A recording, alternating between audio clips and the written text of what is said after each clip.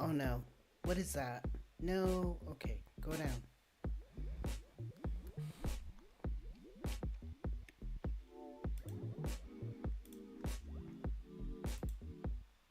Well, hello everybody. It is Wednesday.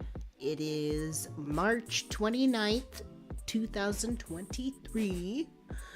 And yeah, today's the day that we look at stuff that's going on in the world.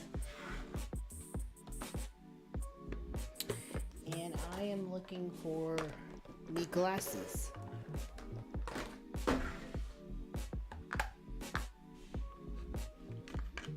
I always feel like Mr. Rogers with this moment. Like, it's a beautiful day in the neighborhood. A beautiful day in the neighborhood. Won't you? Ow! My eye! I was trying to get to the part where I said, won't you be my neighbor? And I totally poked myself in the eye with my glasses. Thank you. Oh, my God. Yeah, that was a good poke. That was a good poke in the eye. I did not mean that. I just stabbed myself in the pupil.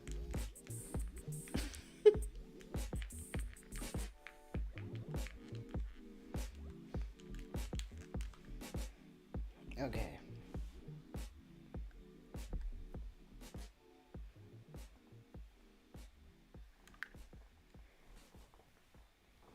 Won't you be my neighbor? Ow! Anyways. Good to see everybody. Before we get started, we are going to wait a little bit for everybody to get in. So this is the time to sit back, relax, and participate in the chat if you would like to. Again, we're just waiting for people to get in. So anyways.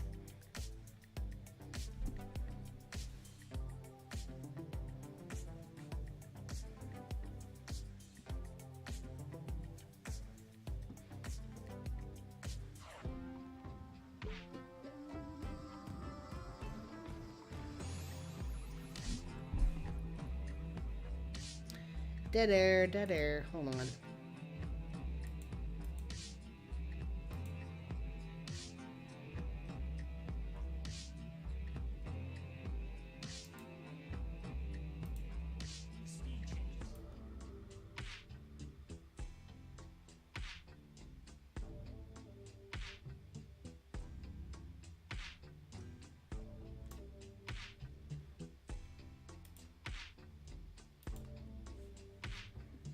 Okay. So, I was actually just being distracted by a video about Gwyneth Paltrow and her trial against, apparently there was, a ski accident in Utah. It just makes me laugh so much. So anyways, I was, distracted by that before I went live tonight. So let's see. Good to see you, Rebecca Blanchard. Good to see you. Thank you so much for coming, honey. Liz Leave, thank you so much. Lauren, thank you so much. Lisa, thank you so much for coming. MC Heavyset, thank you so much for coming. Mistress Angelica. Lauren says, what do you think about the incarnation epidemic? I have not heard of it. Please send links. Tyler, good to see you.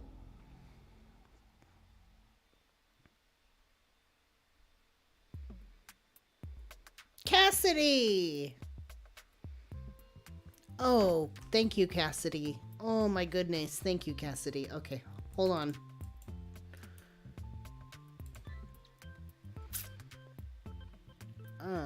Let's see. Hold on.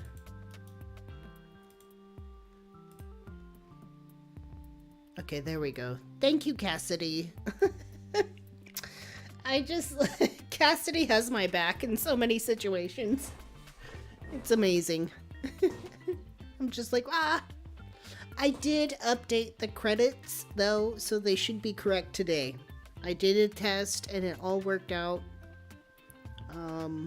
So yay. Anyways, yay, Cassidy. Thank you. Hyperion Frequency! Good to see you!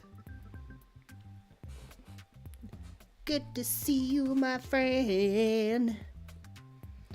Good to see you.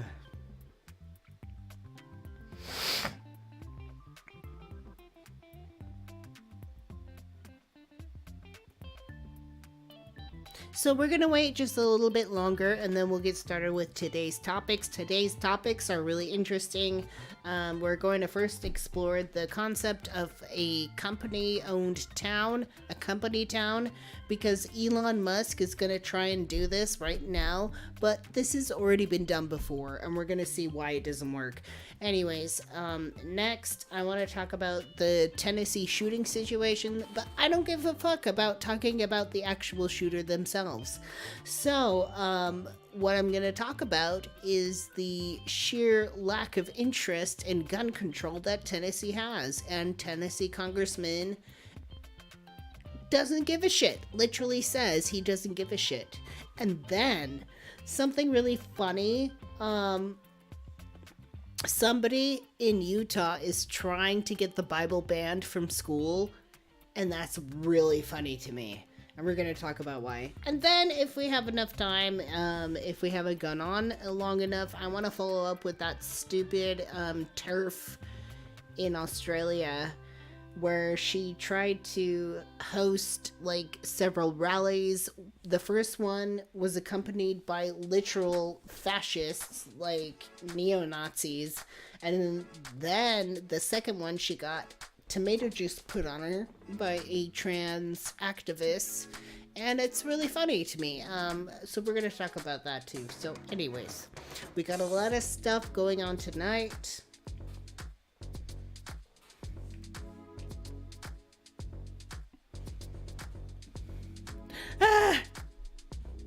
Okay, sorry, I had a notification on my phone, and for a minute I thought it was somebody telling me something. Anyways.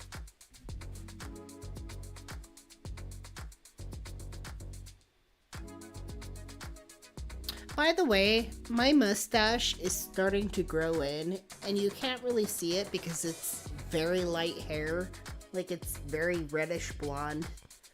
But I feel it, like, curling down into my lip, and I don't know how to feel about that sensation. Because I keep wanting to, like, move my lips in weird ways to like avoid the weird tickly mustache sensation, but it's there. It's like right here on the tips.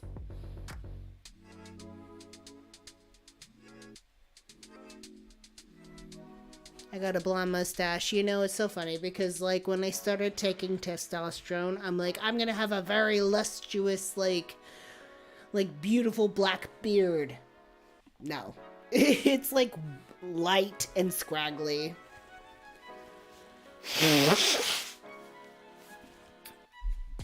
Some of my close friends are like, just use Rogaine, and I'm like, ah. I should just have like a naturally beautiful black beard, and I don't, so I'll just have to deal with that. Yeah, I will probably have to use Rogaine in the future. Strawberry cream puff, what? Thank you, Hyperion Frequency. Congrats on the stash. My little baby stash. It's like a little baby stash. Little baby stash. Strawberry blonde. Oh, okay. Yeah, I get it. Yeah, no. Strawberry blonde. Totally true.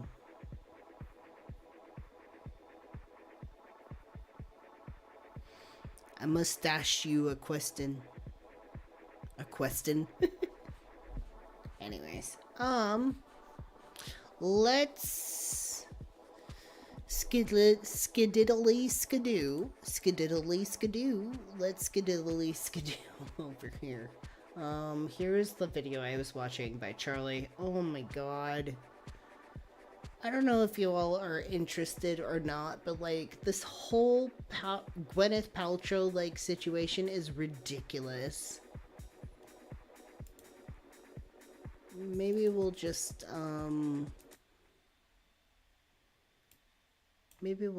like gather that. Let's see. Hold on. Right now, Gwyneth Paltrow is locked in a legal battle that I think has to be the most unhinged court case I have ever had the privilege of watching live. Yeah, It's such a blessing. It really feels like this is the Gwyneth Paltrow ski accident case right now, honestly, is more hilarious and hysterical and more eye-opening than the fucking Depp versus Heard case. Straight up. a parody of the legal system, like it's some kind of old college humor skit about how court works, because I just can't believe this is real. Like, watching this Gwyneth Paltrow court case is like experiencing an episode of Psychosis without ever doing any kind of drugs or anything. Right, yeah, it's baffling. Before even getting into the actual specifics of it, I just want to... By the way, this is just like a dumb thing. Like, we're just doing this as like an intro. So like, this isn't even part of the main topics I wanted to discuss. We're just gonna watch this as people come in. So, not to say that Charlie isn't really good at what he says. This man, Penguin Zero, Moist Critical, Charlie, whatever you know him as, he's actually a really good cover of incidences. So this is just like an intro thing that we're just going to watch as we wait for people to come in. Lay the groundwork real quick.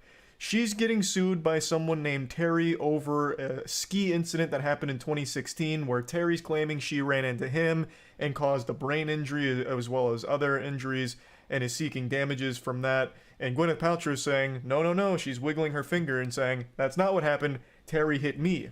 So now she's Bro, look at her look right now. I'm sorry. And I don't know, at least my glasses are purple, I guess. It's kind of like a similar design, but the glasses she's wearing and like the way she looks like Jeffrey Dahmer.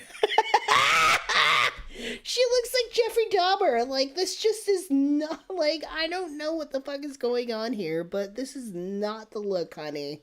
This is not the look. Suing for $1.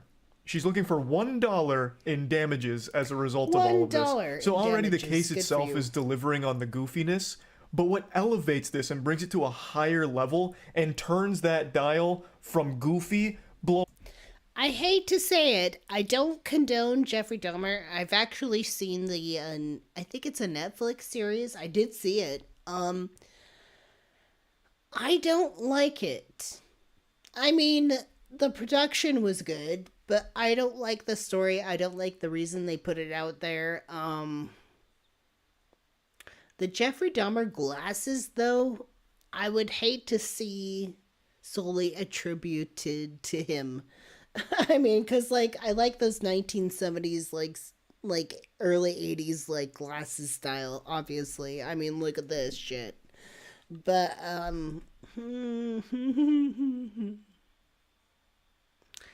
the aesthetic, fine. The reasoning behind it, no. Going all the way past wacky and even teetering on silly is the fact that the two lawyers that are representing them feel like they've never practiced law in their entire life. I wouldn't be surprised to learn this is their first case, or that this is all just one big publicity stunt and these are two actors pretending to be lawyers. This is about 11. She hears, suddenly she sees, and a man comes up right behind her. It's like they begin falling to the right. What? And she's... Okay. And he hits down. And he does side, what? And it's his head, and she... And so she's pulling... Now... Oh, no. He's like... No! The whole thing... Oh, no. Younger woman... not younger. It's young... does that say said? I can't read it. Now, I know it's not exactly fair to do a little supercut here of his explanation of the situation, but if you just watch the whole thing, it's not much clearer. It really feels like he's trying to recall a nightmare he had after taking NyQuil. Like, he's just trying to recall this dream, and he's not getting it across clearly. Like, even my cat was confused. Like, she came in here and jumped up while I was watching this live, and must have overheard some of his explanation. Look at this cat over here. enjoying themselves about their business, fully moisturized. And then immediately just got the fuck away and went over there, and it's been hanging out ever since. The thing is, like, he's presenting like he's Kitty! nervous. He's actually delivering his side of the I kind of want a bird. I want like a parakeet. Or not a parakeet, sorry, like a budgie, which is like the smallest form of like parrots. I kind of want a bird. Could you imagine a bird here, like, annoying the fucking crap out of me? Like, meh. Like, subscribe. By the way, you should subscribe and like the video. Please get a bird. They are, like, I want a bird, but I don't think I'm equipped enough to handle that. Like, as much as I want one and desire one, like a little, like, sort of small scale, like, parrot, like, I'm not ready. And birds deserve the best, so. situation. Screeches no more. Oh, Cassie.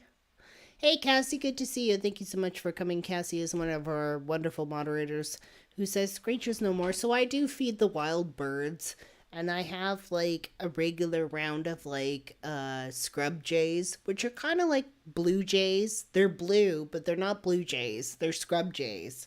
And in the beginning, I had one particular scrub jay called Screech. Screech has been gone for quite a while, so recently it's just his wife, who I think kicked him out of the nest. I call her Peach.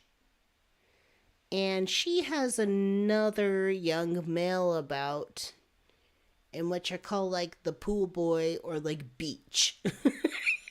Screech, Peach, Beach. You see where that goes now? Interesting fact about scrub jays is that they are very loyal to their mates, but they also have a high divorce rate. They have a high divorce rate, like. Like, they're birds that love to have, like, monotonous partners, or, like, monogamous partners, but then at the same time, they have a high divorce rate. They're just like, you know what? This ain't working out. Goodbye. Get on, get out. Like, I would deliver a class project back in college, where I'm presenting to the class, and I've got the butterflies in my tummy, so I'm fumbling all my words, I can't get any of my thoughts out clearly. Like, it just does seem that he has a problem with public speaking, which I've never really seen from a lawyer before. And it's not like his opposing lawyer, his opponent here in this legal combat, is any better. In fact, she seems like she's just more of a fangirl of Gwyneth Paltrow, and all of her questions are just kind of conversation starters for small talk between them. And keep in mind, this lawyer is representing Terry, so she's supposed to be grilling Gwyneth Paltrow and trying to, like, prove that Terry's the one that's... So this counter lawyer who is supposed to be grilling Gwyneth Paltrow is, like, not doing a bang-up job, gotta say. She's not really leaning into that at all. Telling the truth, and he deserves to win the case. But when I listen to her statements, it really just feels like she's, like, internally freaking out because she's getting to meet and talk with Gwyneth Paltrow. It's so weird. Good friends with Taylor Swift? No. Relevance? Overruled? You're not good friends with Taylor Swift. I would not What say does we're Taylor good friends. Swift have to do we with are this shit? Friendly. I've taken my kids to one of her concerts Okay. before, but we don't talk very often. You've never given Miss Swift personal, intimate gifts for Christmas. Your Honor. What do you mean by intimate gifts? The fact that Gwyneth Paltrow, like, very fully, vehemently supports putting jade up your fucking vagina? Relevance? No joke. The vagina egg. Like, she condones that, and it's like a piece of jade, and jade is like a latent form of absinthe. It's like you're just like shoving fucking carcinogenic shit up your chooch. Would like a bench trial? Well, she's just said that she wasn't friends with her, so I'm inquiring on that. I was half expecting this lawyer to then turn around and say, if you give me some free Taylor Swift tickets, I'll go ahead and drop this whole case right now Just and say throw no Terry to to the Jane fucking eggs. wolves here. Like, Look, you can just do Kegels. You can just do Kegels. Kegels is the form of exercise where you, like, tighten up and quench your fucking pelvis and, like, your P area and everything. Like, you clench it up and then release it so many times that you strengthen your pelvic floor. That's actually a thing. But you don't need to insert anything into yourself to do that. Please don't. Please don't insert things into yourself that are carcinogenic or not really approved by FDA. these interactions don't lead to anything. I tried to get the context on what the fuck the thought process here even was with bringing up Taylor Swift out of the blue. And it's apparently because Taylor Swift also did some kind of lawsuit for like $1 in damages as a countersuit back in like 2017 or some shit. But it's still completely irrelevant to the whole case here. It doesn't really serve a purpose to try and establish a connection between Gwyneth Paltrow and Taylor Swift, because that has nothing to do with getting to the bottom of this ski incident and who's at fault and who should be awarded the damages. Now, while we don't know who's fully at fault for the ski incident right now, I do know that you're at fault for bad fashion choices if you decide to miss out on the new Moist Global Swamp Core line. It's our new swamp wear. Charlie. Extremely stupid. In fact, I'm surprised she hasn't gone to trial for her scam of a candle, This Smells Like My Vagina. I made a whole review on that candle, and I promise you, no vagina has ever smelled like that candle. Gwyneth Paltrow has a very weird website in which she sells celebrity supported products, and one of which, I'm not even joking, Gwyneth Paltrow released a candle with a scent that's supposedly like her vagina. She released a candle scent that's vagina smell, and Charlie actually ordered it and reviewed it. And Charlie's like, this smells nothing like vaginas. Yes, Cassie! So Gwyneth Paltrow's fashion line and like product line is called Goop. G-O-O-P. Goop.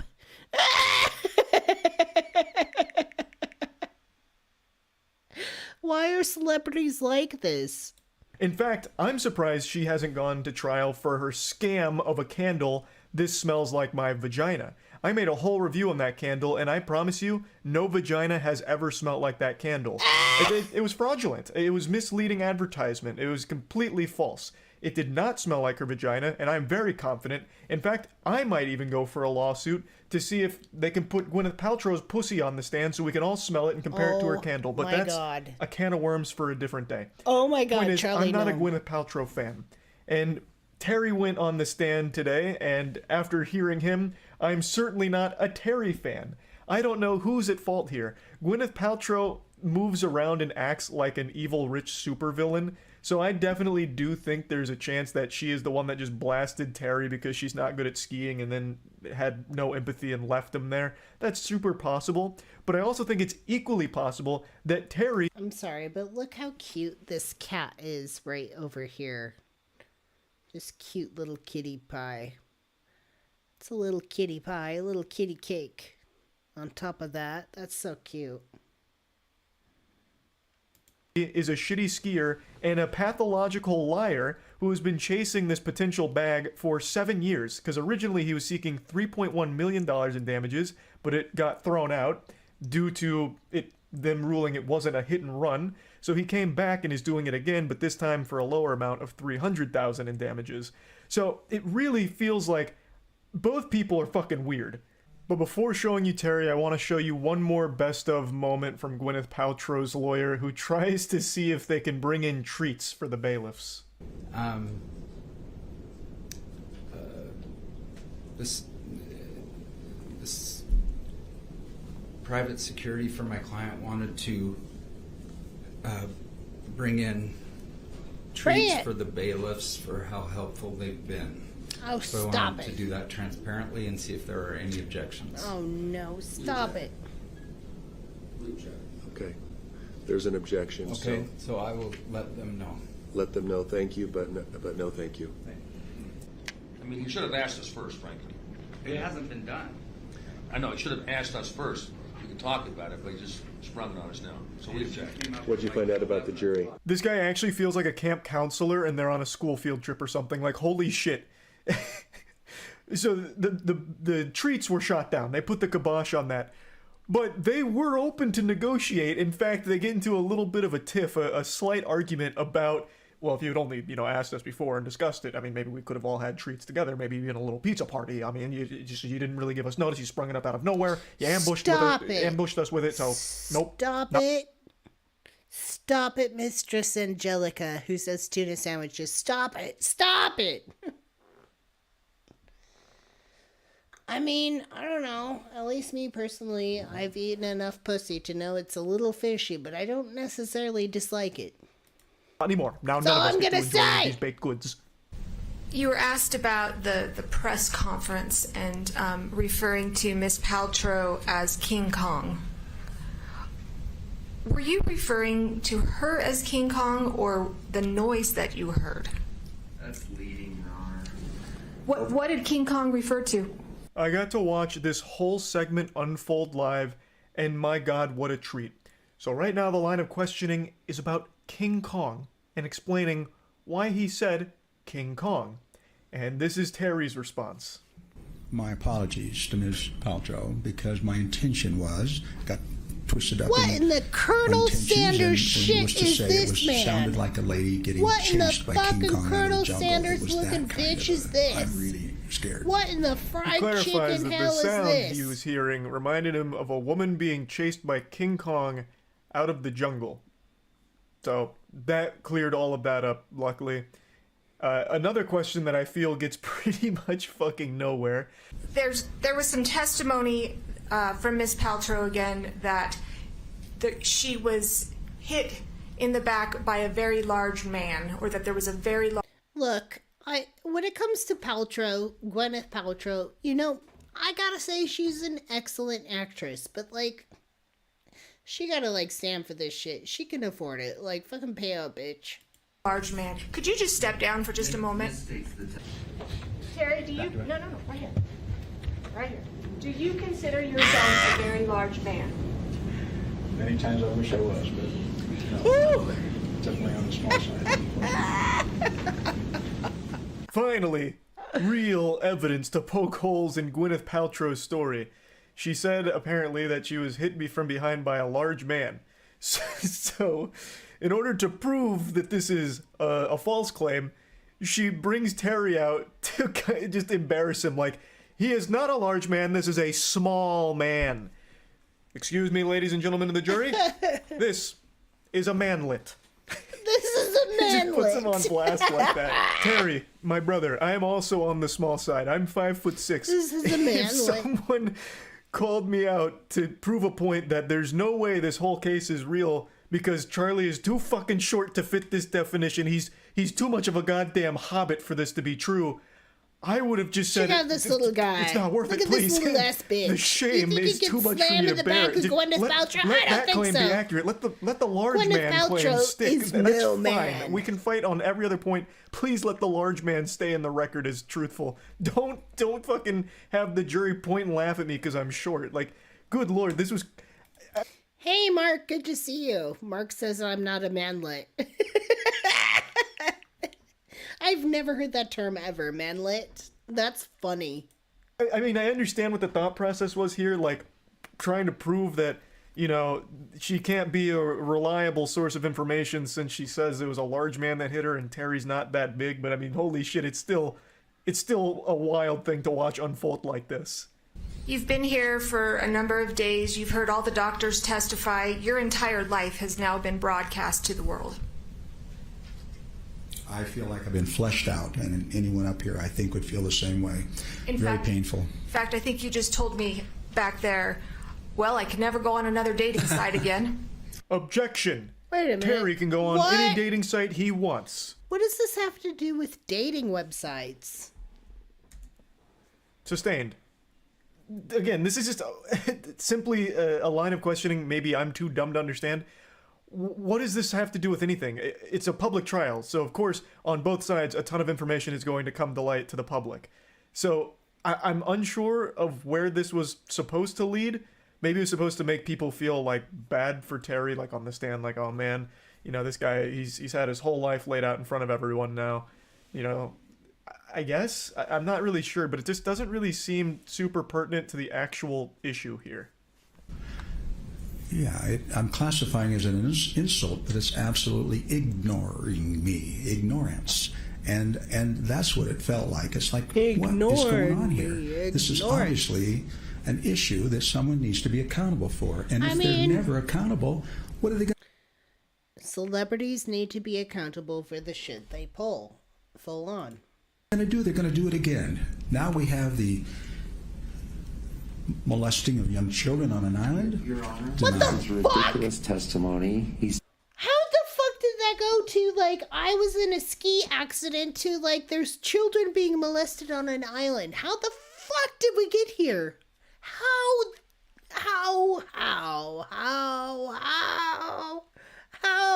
did we get here? How did we get here, honey? Where did this lead to? What's going on, darling?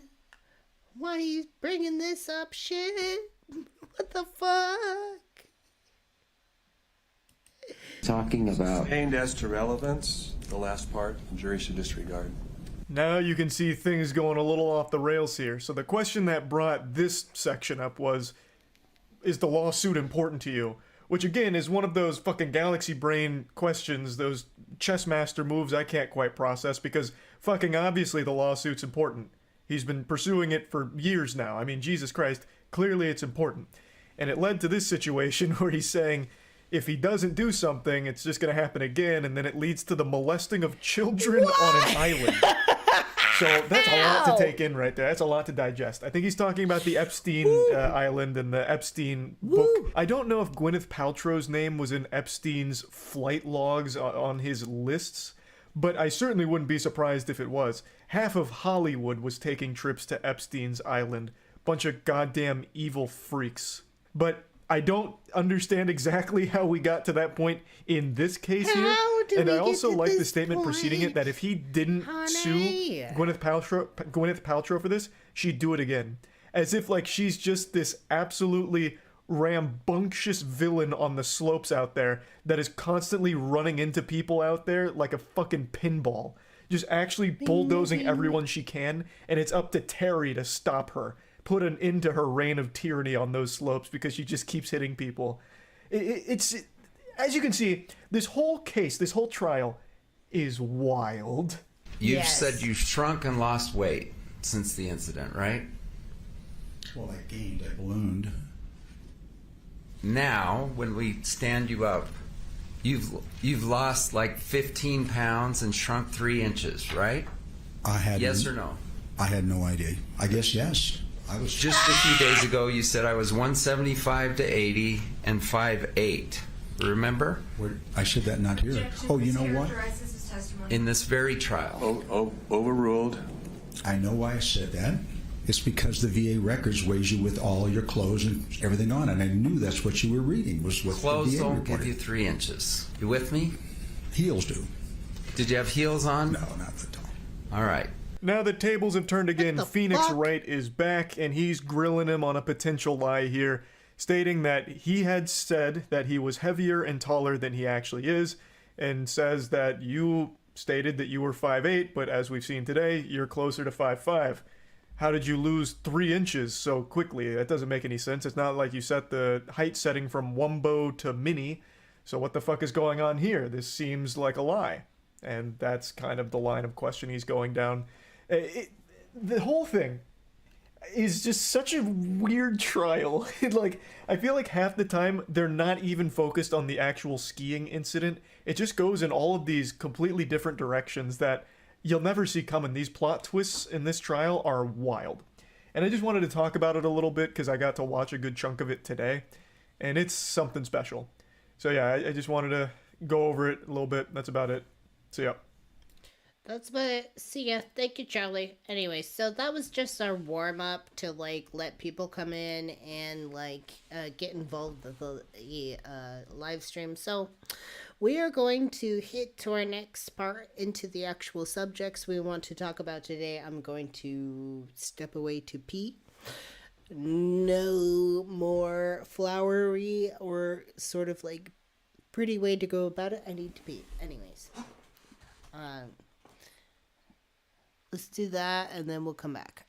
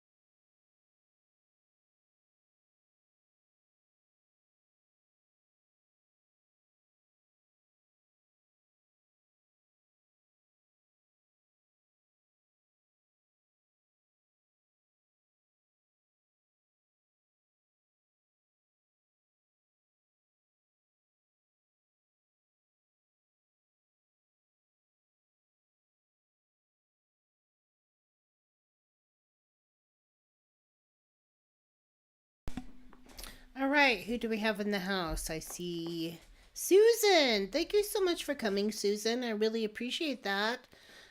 Susan, Mark, and Cassie are our moderators on deck. Thank you so much for coming and volunteering your time. I see Rebecca Blanchard, Tyler, good to see you. Imaginista, good to see you. Hyperion Frequency, always good to see you. If I'm saying your name again, just go along with it. I'm just like, we're actually going to get started with our topics today. I was just watching a little something to buy time for people to get in. So, anyways.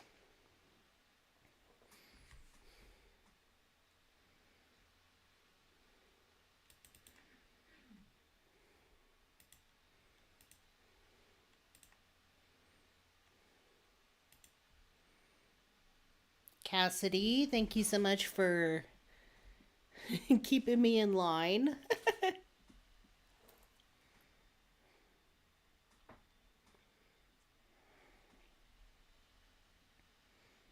Hello, hello. VKG.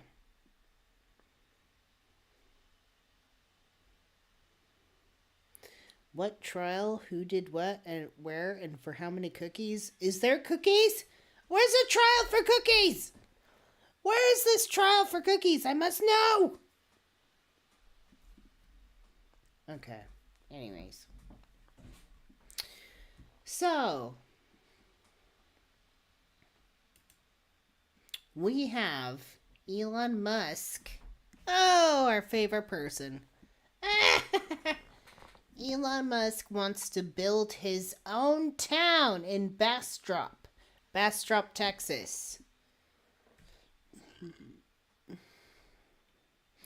So essentially, in a nutshell, Elon Musk wants to buy a full-ass town. And in this town, he wants to make it like a company town.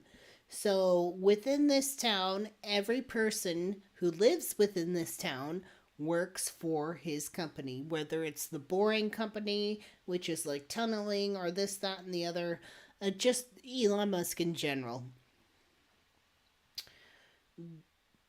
The idea between the...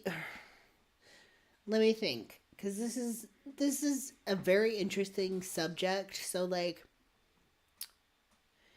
Elon Musk wants to buy a town so that it's a specific town that his employees live in and dwell in while they work for him. This has been done before in human history. This is why we have so many coal mining towns that have been abandoned. There's already been a concept of company towns. The problem with company towns is that they're offering their employees to live within the town and live in places that are less rent than they would normally pay. So it seems like a deal, right? It seems like a genuine deal. Like, if I work for a company, then they offer me housing that's way cheaper than anywhere else, and I get to live in the area in which I work. There's a problem here. And we're going to look into it. And I know you all have been with... We're going to read this article for sure, but I want to first introduce you to the concept of company towns. And you all know one of my favorite creators. Her name is Illuminati. She's the cartoon triangle lady. And she is doing a very fabulous job about explaining this. And this video that she made about company towns was a year ago. So, like, this has already been done. This has already been said and done. Company towns have already been said and done.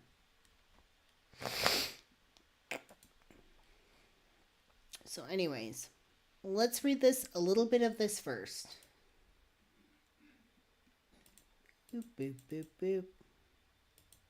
Yeah. Elon Musk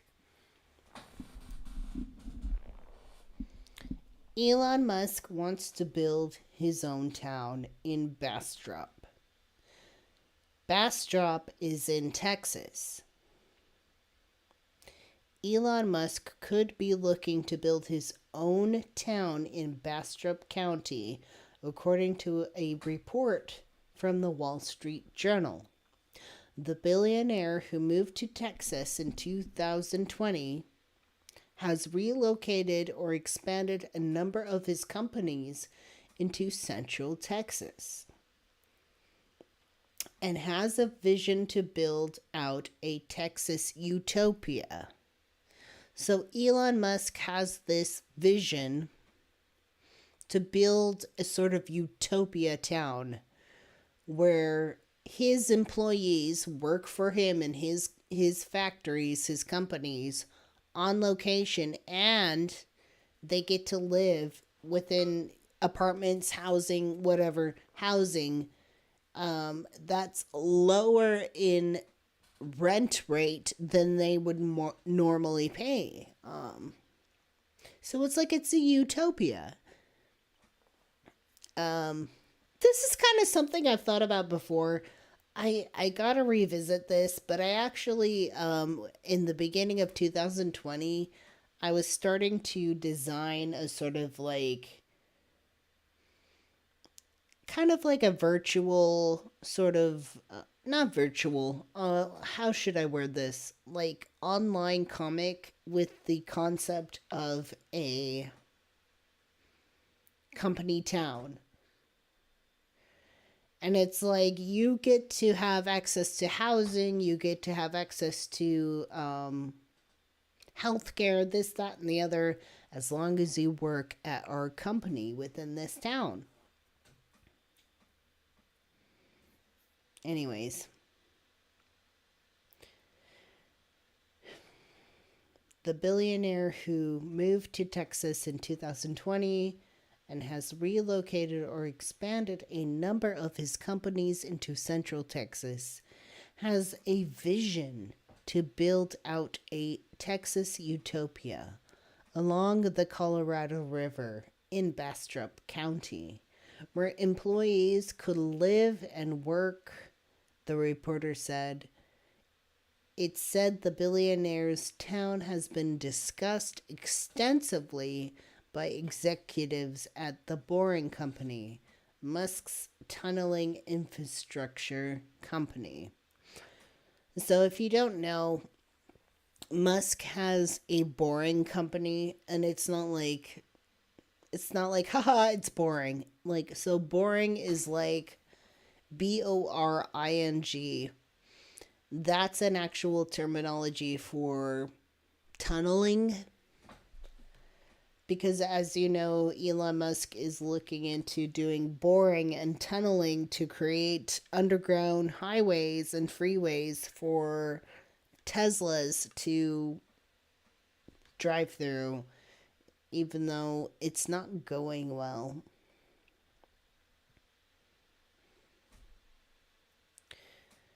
The town would be built on land near two of Musk's companies in Bastrop County.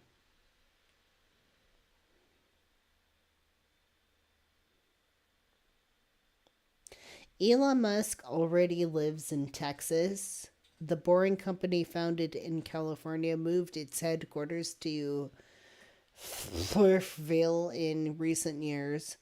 The company has been building an 80,000 square foot manufacturing and warehouse facility on a Bastrop County property, where it plans to test tunneling equipment and dig as many tunnels as needed for research and development purposes, according to state filings. Currently in the Boring Company site is unincorporated Bastrop County. Anyway, so we don't need to get any more into this. This actually is boring. Boring as like it, not the actual boring like idea of tunneling. Like boring as in like, I mean, this is actually boring. Like I'm fucking bored. But I want to introduce you to the concept of company towns. And who better to explain that than our lovely Illuminati?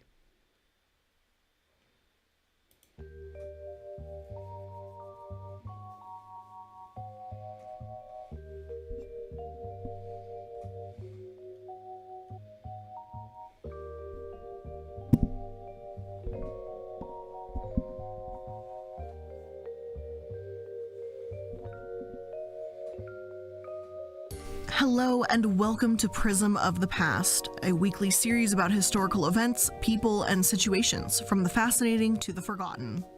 I'm the Illuminati, and today we're going to be talking about company towns, what they are, why they failed, and if there's a place in modern society for them, because I know Amazon's trying to pop these bad boys back up in, I think, Nevada. Company towns are a topic that has always been really fascinating to me, and up until this series, I wasn't really sure how to present it since they hardly seem right for a corporate casket, considering how they were, and it wasn't just one corporation, it was like a whole thing. So today on Prism of the Past, I'm happy to finally find a home for this topic and discuss it, a little piece of history with all of you. So let's get into it.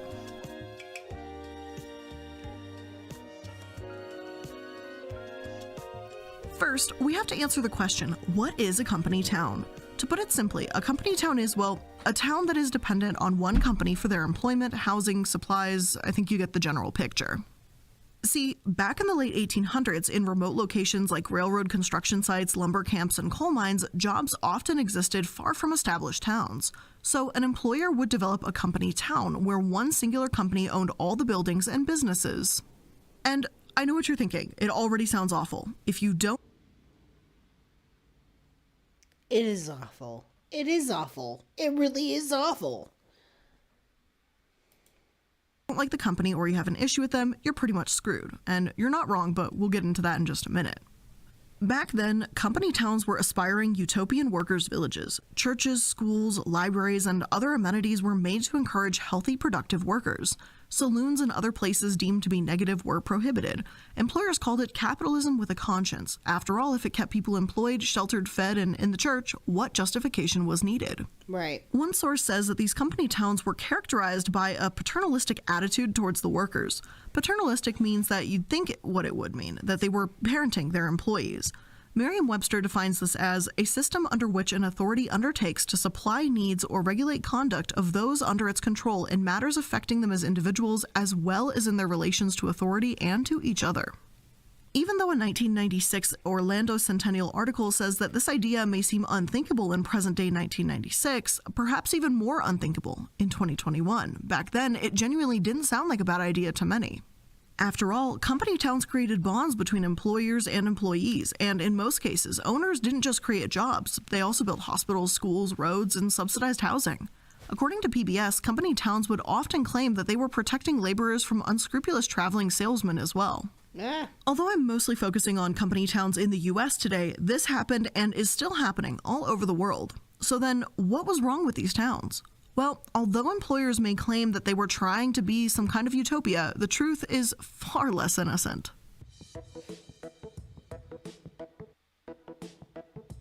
Yep. One PBS documentary called Slavery by Another Name is available online, and watching it, the real purpose behind company towns is clear.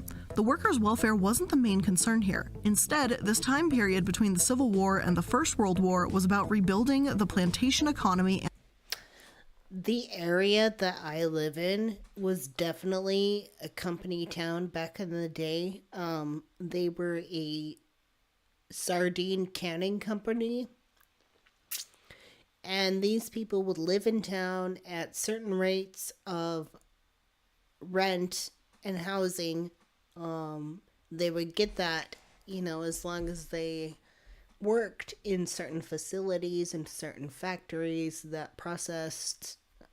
It was a big fishing cannery company, and those people were slaves, straight up slaves. They worked for pennies just so that they could live on the seaside, straight up. And it didn't go well. It went under, totally, 100%.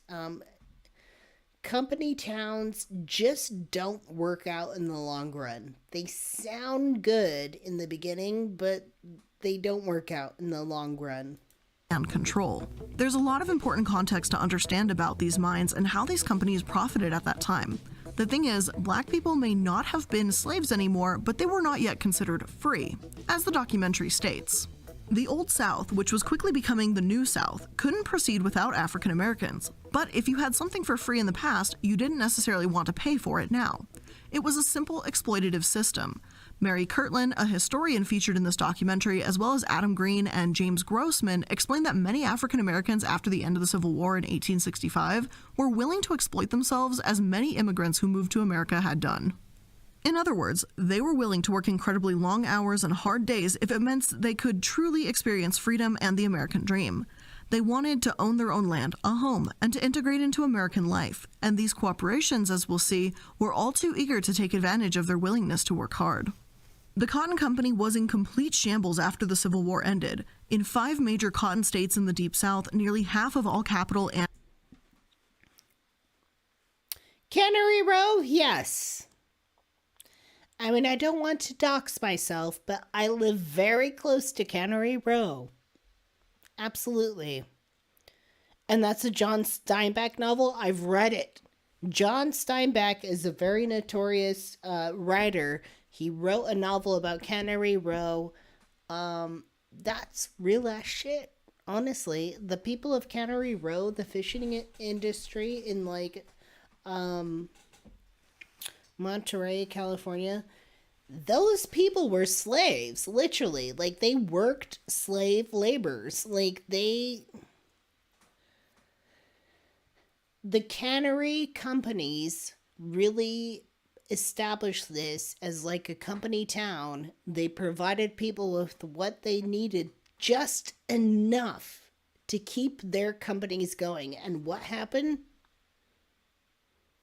They overfished the bay. They overfished the bay.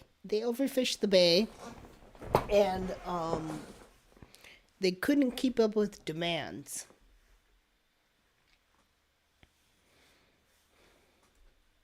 Yeah. Thank you, Mark. Like, I'm so happy you like got that. It's like Cannery Row, honestly, just those poor people really did work slave like wages. Not to mention all the influence that California had in like villainizing and interfering with the Chinese presence here in California, which was very big at the time. An investment was in slave labor, so when slaves were freed, it hit the wealthy elite very hard. Change doesn't happen overnight, and these people didn't want to change. Even though the vast majority of whites in the South at the time did not own slaves, those that witnessed black people moving around, trying to get jobs, houses, and opportunities saw them as competitors, and that's also why the KKK started to gain the traction it did. In the late 1860s, Congress intervened and passed the Reconstruction Acts meant to protect African American civil rights. However, some of the wealthy whites in the South found, well, loopholes. After all, the 13th Amendment said that slavery was abolished, except in the context of it being a punishment for a crime. In other words, convicts could still be made to work for free. And just so you know, black slavery still exists. Just so you know, it's still here. It's still prevalent. It's just hidden under a lot of technicalities, I guess, because black people are disproportionately sentenced to jail, and then they're put in jail and prison, and then they're forced to not have any other means of working their way out of it other than working through jobs within the fucking prison system.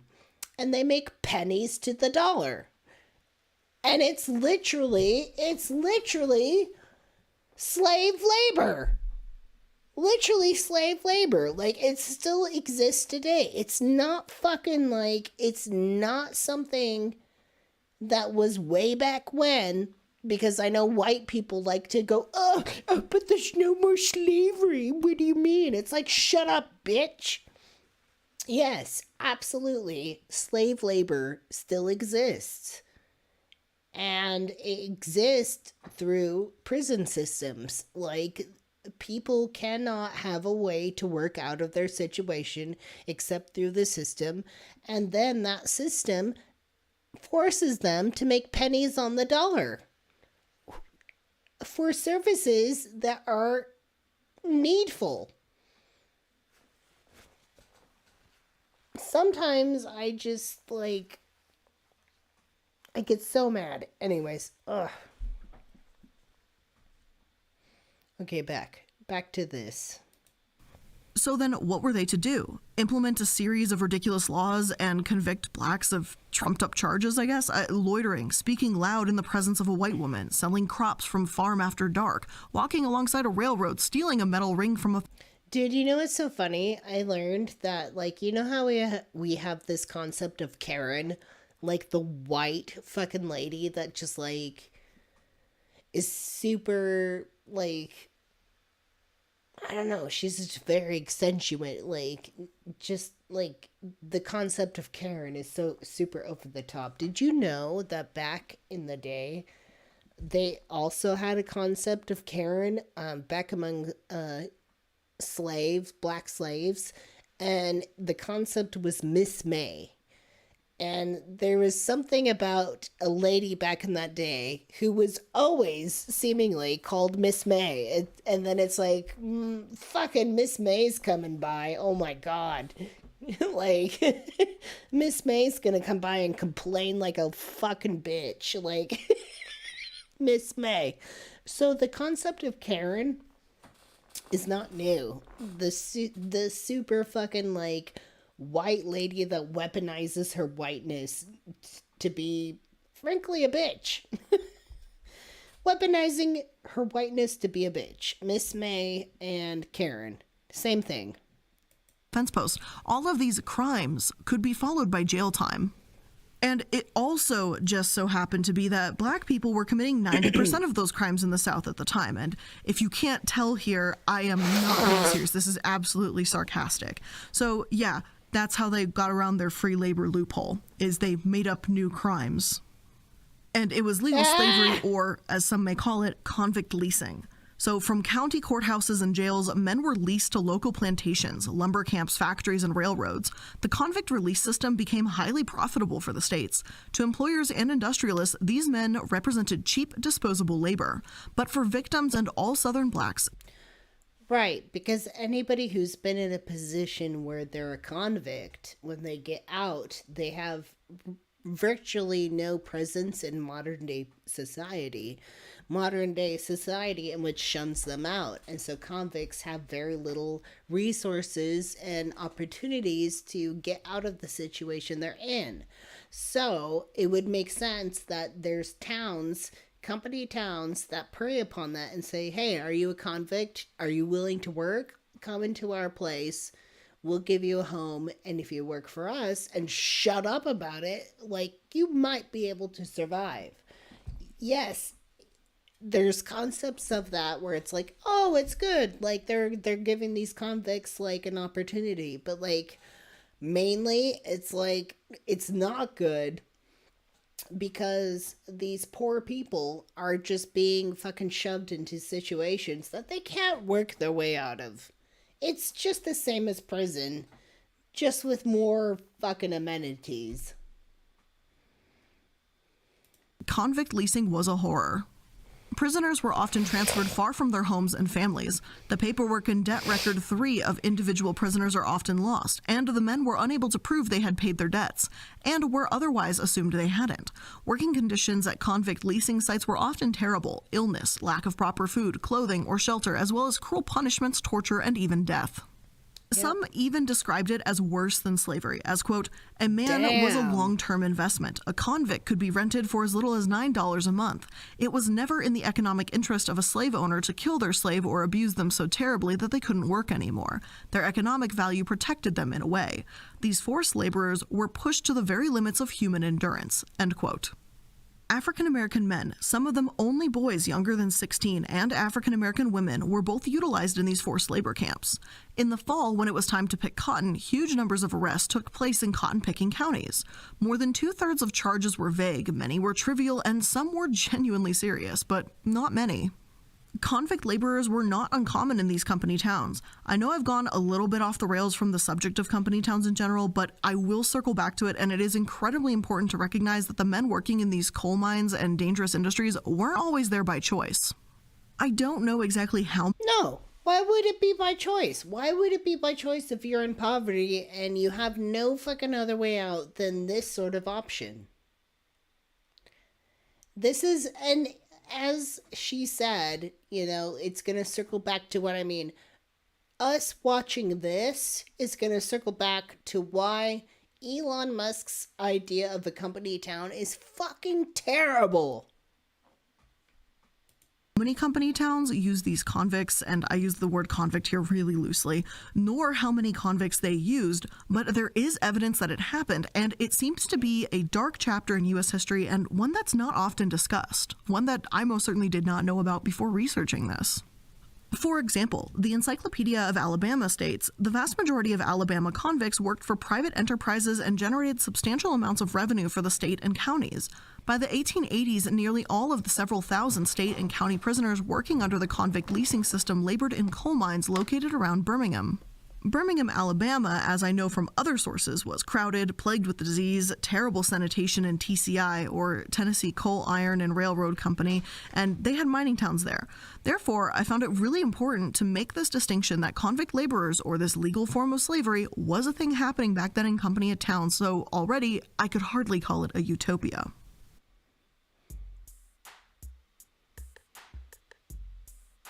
Now that we've got some background, let's take a look at one infamous company town to see how it worked and where it all went wrong. The Pullman Company Town. When George M. Pullman, president of Pullman's Palace Car Company, decided to build a company town, he wanted it to set a brand new standard. As a side note, these aren't cars as in automobiles, but cars as in sleeping cars on trains. So if a source says car here, what they mean is a train car, so just a heads up if that causes any confusion. But anyway, according to the Illinois Labor History Society, as it was built in Illinois, in 1880 he commenced building the shops and the town on 4,300 acres of land, about 6 square miles, which he had bought for $800,000. By 1892, it was valued at $5 million. Some 12,000 people lived in the town, which ran according to Pullman's rules. No liquor could be sold except at the Florence Hotel, where workers hardly ventured. So, hold on, I have to cough. But I read, Hyperion Frequency says, this is why we ask for reparations. So much wealth built off our forefathers at the price of their lives and the development of our families' communities. So, something I want to bring up very importantly, when there's talk about reparations when it comes to black people, white people, more often than not, recoil in fear, and they're just like, what do you mean reparations? Like, what do you mean? I worked hard for my money. Cry, cry, tear, tear, squish, squish. But they are so reactive. Like, white people are so reactive. Like, they don't realize what it actually means. Reparations does not mean that, like, black people are walking around all over the street being like, can I have some money? Like, give me some fucking money for, like, the reparations. Like, that's not what that means. It's like, stop it, white people. Stop it. What it means is that throughout American history, there has genuinely been a lot of our success as an American race. American race. As Americans, there's been a lot of success of ours built literally on the backs of black people that we fucking enslaved and tortured and just, like, exploited for our success. And, so the idea of reparations isn't like, oh, like, black people are just gonna come up to you on the street and ask you for money. Like, that's dumb. And if you think that's what's happening, first of all, that's funny. That's funny. Like, honestly, you deserve it if you're being coerced to, like, give 20 or 50 bucks to a black person on the street for reparations. Fucking give it to them, and you're dumb and silly.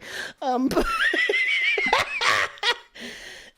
really, it means, like, how many black people are descendants of slaves that genuinely put a lot of fucking effort and work into the success of our country.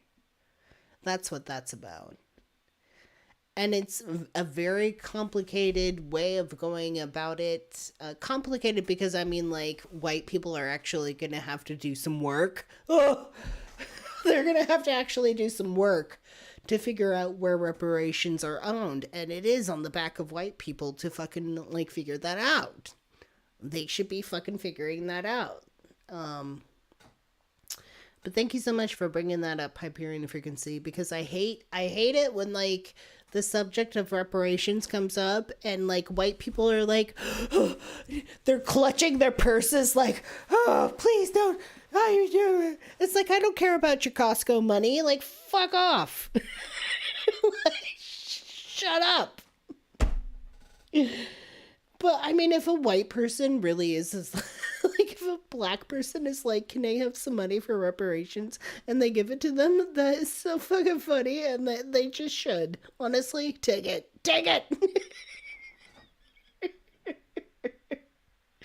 I swear to God, like, my eyes are watering. It's just so funny. Not my Costco money, not my fucking Walmart money, my fucking clutching their pearls. They're fucking, not my Target money. Shut up. There were numerous regulations designed to reinforce the town's image and industrious decorum. In 1885, the illustrious Professor Richard Ely wrote in Harper's Weekly that the powers exercised by Bismarck, the unifier of Germany, was utterly insignificant when compared with the ruling authority of the Pullman Palace Car Company in Pullman. Declared one Pullman employee, "We are born in a Pullman house, fed from the Pullman shops, taught in the Pullman school, catechized by the Pullman church, and when we die we shall go to the Pullman hell." The Reverend William H. Cartawine, the Methodist minister in Pullman, characterized the town as a civilized relic of a European serfdom. Pullman didn't consider himself a philanthropist, even as these people, by the sounds of it, basically worshipped him in a weird way, at least at first. Okay. He described his intentions only in business terms, saying that he wanted to remove from them, his employees, the feeling of discontent and the desire for change. Yet, Pullman wasn't exactly as good as his word. He cut wages after the 1893 recession during the winter of 1893 to 1894, and if you ask me, it doesn't help to remove discontent from anyone. The rent already wasn't cheap, at least not as cheap as nearby Roseland, but the employees couldn't even move since employment preference was given to Pullman residents. Pullman didn't set up utopia. He was effectively holding his workers hostage. And I understand the wage cut during the recession part, kind of. I'm not saying I approve, but at least, like, that would kind of make sense for shitty things that companies do. However, giving someone employment preference because they're in your town rather than it just being the town over, that's a little less understandable. And this is where we start to enter the questionable area of how much control is too much. It didn't take all that long after this wage cut for things to get heated. By May of 1894, only 3,300 workers were left on payroll, and many of them on short hours. Pullman himself refused any action on the wage cuts, and the very next day, on May 10, 1894, Pullman workers decided to strike. Pullman has been hailed as the messiah of the new age. He introduced luxury to railroads, and while he didn't invent the sleeping car, he certainly made it into the money-making machine it had been back in the 1800s. Interesting. Yet, after this strike, nothing was really the same. The boycott of Pullman's trains shut down many of the nation's rail lines. Passengers were stranded, riots broke out in rail yards, and the price of food and other essentials across the country soared. Mines and lumber mills had to close for lack of transportation. Power plants and factories were running out of fuel and resources. It was a train wreck, you could say. Sorry, I had to do it. Yet, throughout it all, Pullman not only refused to listen to his employees' demands, but his attitude infuriated many. His employees wanted a neutral arbitrator to decide the merits of their complaints, someone unbiased to hear them out. Pullman wouldn't give them this, and infamously repeated that he had, quote, nothing to arbitrate, end quote. This rightfully infuriated people. After all, Pullman wasn't just an employer. He was the town, the church, the shops, everything to these workers, and yet he turned his back on them. Acting at the behest of his attorney general, a former railroad attorney named Richard Olney, President Cleveland appointed a special counsel to deal with the strike on the grounds that U.S. mails were being impeded. And indeed they were, because the railroads were deliberately hooking Pullman cars to their mail trains. Cleveland's choice for the special counsel was none other than Edward Walker, the attorney for the Milwaukee Railroad. Walker hired 4,000 strikebreakers and made them deputy marshals armed with badge and gun. Great masses of sympathetic workers, particularly in the Chicago area, responded by attacking the trains. There were casualties, trains were torched, and 12,000 federal troops deployed, approximately half of the U.S. Army at the time, ostensibly to keep the peace, but surely to break the boycott. Even though Eugene Debs, one of the strike leaders, as well as several other union leaders, were arrested and lost, it's said that 100,000 cheering supporters greeted him when he completed a 6-month jail term. Though Pullman technically won, his public image was shattered. Why is it when, like, white people rise up against this shit, it's, like, considered heroic, but when black people, like, rise up against this shit, it's considered insubordinate? Just wondering. The paternalism of his company was deemed to be behind the age, and a court ordered the company to sell off the model town. People hated Pullman so much that when he died 3 years after the strike, he left instructions that his body be encased in reinforced concrete out of fear that it would actually be desecrated. And apparently this actually did happen, and the burial took 2 full days according to my sources. The strike may have been the massive reason why the Pullman company town failed, but it absolutely wasn't the only reason. Pullman built a pretty horrible utopia to begin with. Workers couldn't own their own houses. They were forced to rent them. Even though Pullman was one of the country's largest employers of black Americans as sleeping car porters, black people weren't allowed to live in Pullman at all. Few people could afford the library membership fee, so it didn't exactly serve the community to begin with, and Pullman supposedly employed spies to keep watch on everything residents did and said. So, plain and simple, Pullman promised utopia, but he didn't deliver. Instead, he died so hated that he had to be buried in concrete. Of course, Pullman's Towns isn't the only questionable company town that exists. We had to seal that bitch in concrete.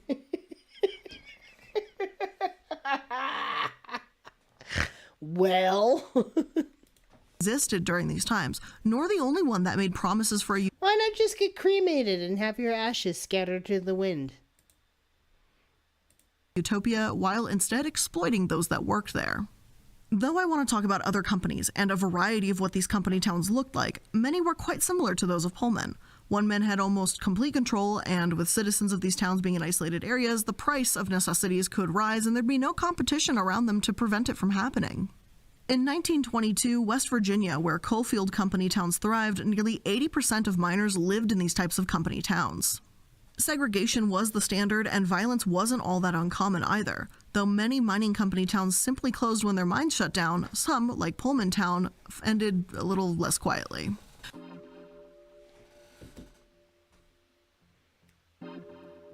Hershey, Pennsylvania is yet another example of massive amounts of control that these corporations had when running company towns. Is this about chocolate? Hershey, on the so sad. Is this about chocolate? other hand, learned from Pullman's mistakes, at least to some extent. In the early 1900s, when Milton Hershey began constructing his own company town near Derry, Pennsylvania, he didn't quite follow in Pullman's footsteps. He believed that directly controlling his town's housing stock was unnecessary. Owning and controlling just about everything else in the town and having his hand on nearly every dollar that flowed in was enough for him. So generous, right? Anyway, in 1900, Milton Hershey sold his successful caramel candy business to become a pioneer in milk chocolate mass production. It is about chocolate. Why do we gotta bring chocolate into this? Why do we gotta bring chocolate into this? Chocolate is so pure. I mean, I guess no, it's not. The way we get even the ingredients to make chocolate is totally He built a factory like, it's so sad because chocolate is so delicious. Oh.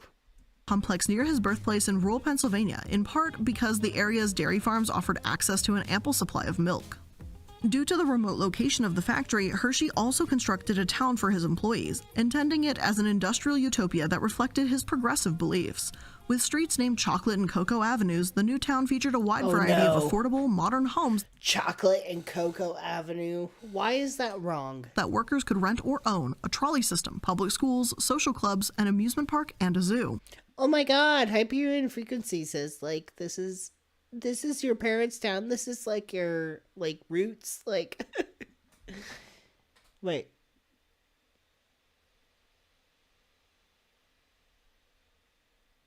Hyperion Frequency says, my foster family grew up in this area. Crazy. Crazy chocolate town. I hate that that chocolate is so controversial. It shouldn't have to be, but it is!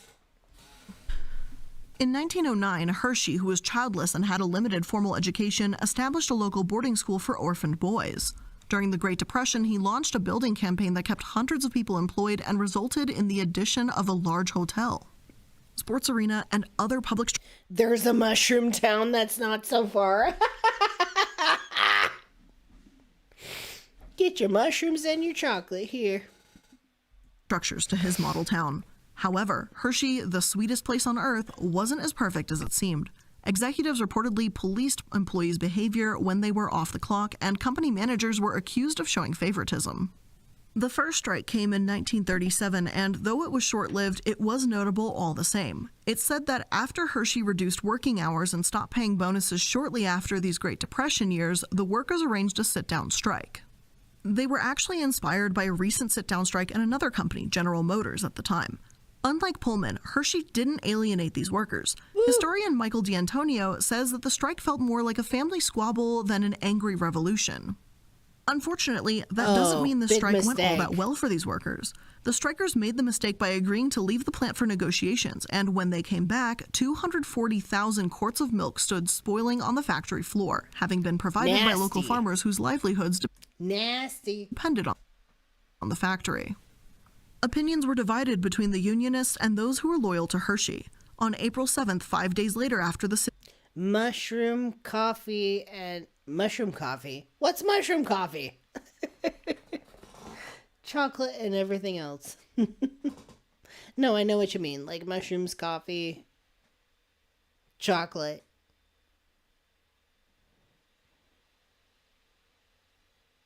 Mushroom coffee. I've heard lots of good things about mushroom coffee. The only reason I'm hesitant to try it is because my digestive system does not like mushrooms. I love mushrooms. I think me and my body should have mushrooms because I love mushrooms in every form, including psychedelic. Eating mushrooms, drinking mushrooms, but my body is just no. We can't, nope. So I have to listen to my body because my body says no.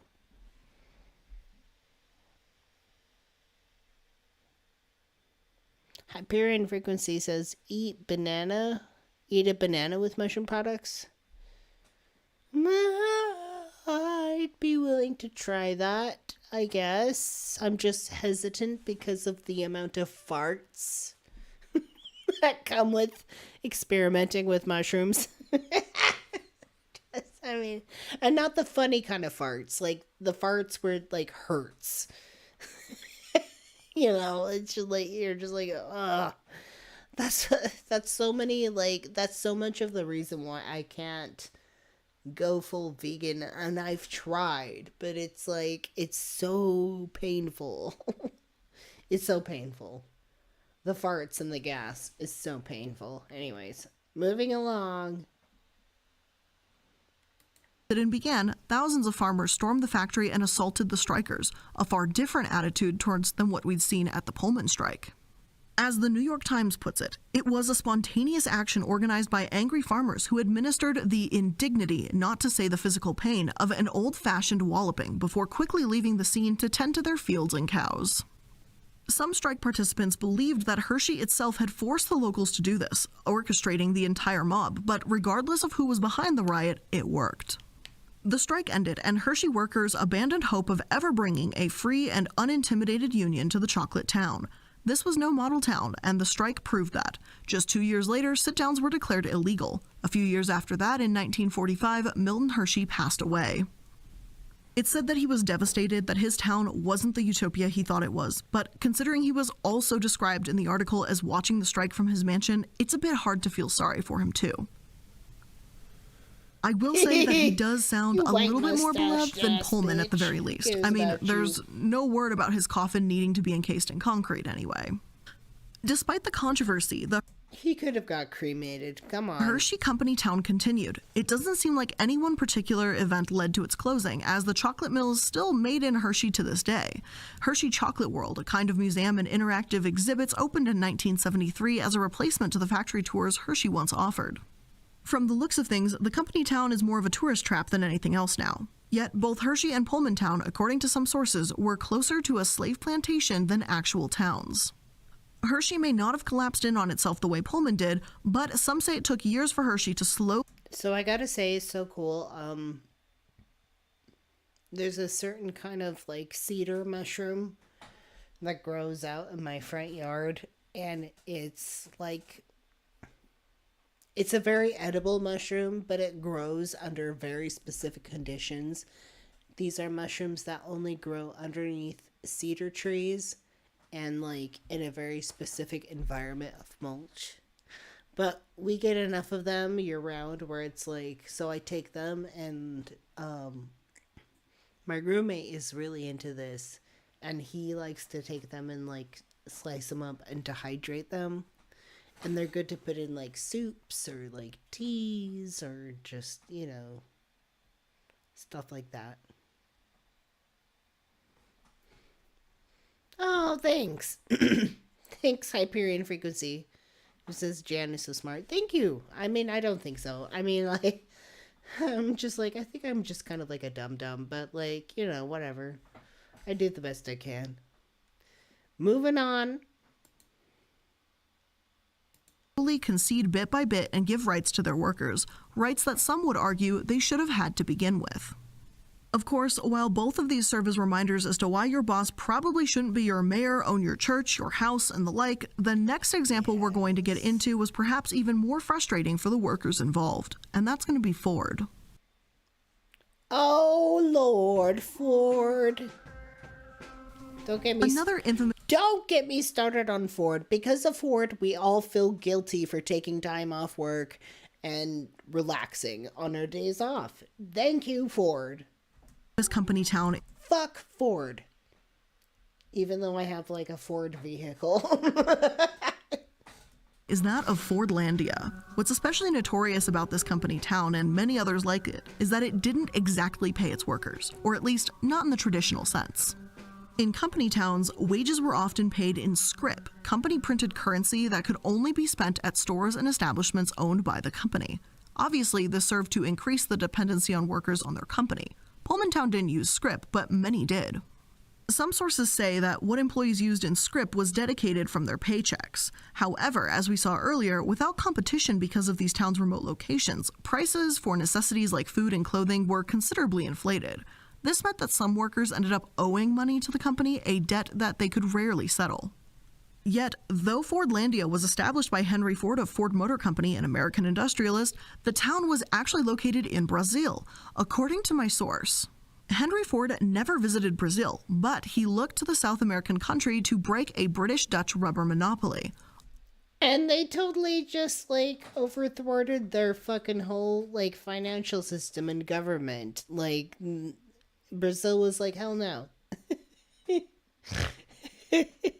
Already in the early 20th century, Harvey Firestone used wild Brazilian rubber for the tires he shipped to the Ford Rogue plant, where they were slapped on Model Ts.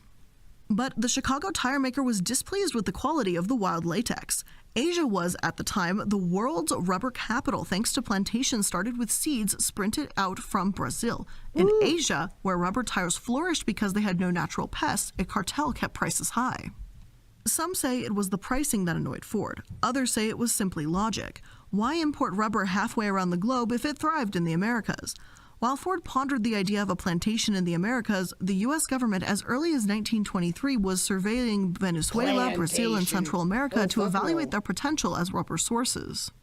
A government report by Carl LaRue, a University of Michigan botanist, gave high remarks to a plot of land in Brazil not far from where the Tapajos River dumps its clear waters into the chocolate currents of the Amazon. After reading LaRue's report, Ford approached Brazilian authorities and found them enthusiastic. They hoped the auto pioneer would spark another rubber boom like the one that fueled their economy in the 19th century. In 1927, Detroit attorneys Ozzie Ida and W.L. Reeves Blakely negotiated an agreement granting the automaker 2.5 million acres deep in the Brazilian Amazon, police protection, and duty-free entry of all Ford equipment and supplies. In exchange for the free land, the U.S. firm promised to return 9% of the operation's profits to local and national governments after 12 years. The pact, signed in October, marked the first plantation attempt in Brazil. Obviously, only wild rubber was tapped. In Ford's mind, he was not only making South America money, but developing that wonderful and fertile land.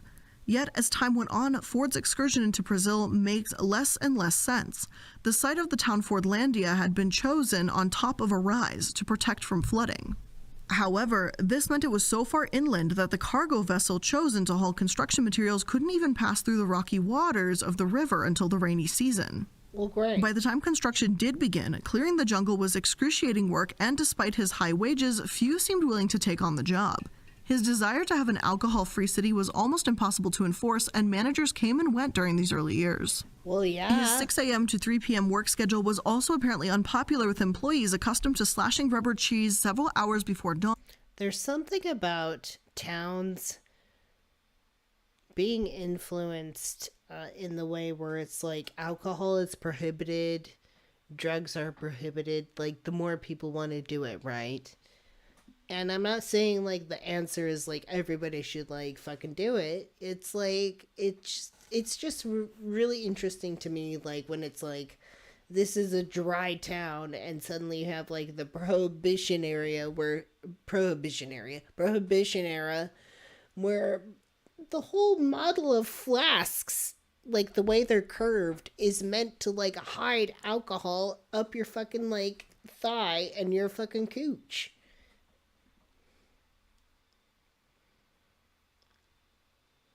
In fact, something really interesting about the design of home I live in is that it's got open-facing windows that were originally meant for the Prohibition era, where it was like a law that you had to have your blinds open during the evening so that people can look into your home and make sure that you're not drinking. I'm not even joking. That's an actual thing.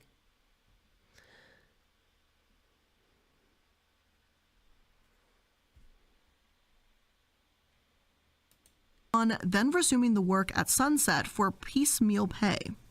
Not to mention, Ford's employees found the two-family homes he built hopelessly hot and ugly, and the idea of bathrooms repulsive. Even today, plumbing is a rarity in the jungle. Though he did not find rubber gatherers to take on his work given the pay he was offering, people began to turn on Ford all the same. After all, what's important to understand here is that Fordlandia wasn't really built for Brazil. If Ford had taken the time to learn about the culture in Brazil and how people lived, then perhaps things would have been different. Instead, the way of life that he imposed on his workers built up a lot of resentment, and even with the wages offered, they could only take so much. "I'm a worker, not a waiter," a Fordlandia employee reportedly yelled in the food line one day, sparking the plantation's most notorious riot. Workers armed themselves with machetes and joined the protest against the self-serve Midwestern cuisine in a country where food traditionally was served at the table. Interesting. They demolished the cafeteria as North American officials scrambled to the dock, jumped into boats, and waited in the middle of the river for Brazilian troops to quell the melee. This reportedly took place in 1930, only a couple years after Fordlandia opened. Needless to say, things weren't off to a great start. Workers rallied and vandalized the city, destroyed generators, manufacturing equipment, and even their own homes. The managerial staff escaped by ships and were eventually able to subdue the riots, but only by appealing to Pan Am air magnate Juan Trippe to assist them by flying into Brazil military personnel. This was a low point. Ford finally found a stable, successful manager in Archibald Johnston. He was able to turn the city around after the riots. Fordlandia slowly started to become the vision Ford had always imagined, except for one massive problem: they weren't producing rubber. Efforts to plant rubber trees were failing miserably. Author Greg Grandin, who wrote an entire book on Fordlandia, said that Ford was so distrustful of experts that he never even consulted one about rubber trees when he first made Fordlandia. If he had, he would have learned that plantation rubber can't even be grown in the Amazon to begin with pests, fungi, and blight are impossible to control. When you put trees close together in the Amazon, he explains, you create an incubator, but Ford nevertheless insisted. Although this aspect of Fordlandia has less to do with Ford's control and the oppression that come with a company town, it was still a massive failure. Not one drop of latex from Fordlandia has ever made it into a Ford car, and that's how pointless Fords in Denver had been. People do still live there. One 2016 article from The Guardian said that the population has actually grown to 3,000 after its quiet death in the late 30s. Not to mention, the invention of synthetic rubber in the 40s also destroyed any need for Fordlandia. Most residents there don't care much about the city's history. The population rising there probably is the result of economic reasons, and now because of the spirit of Fordlandia. It seems the place will do better off as an average town rather than the company town Ford wanted it to be.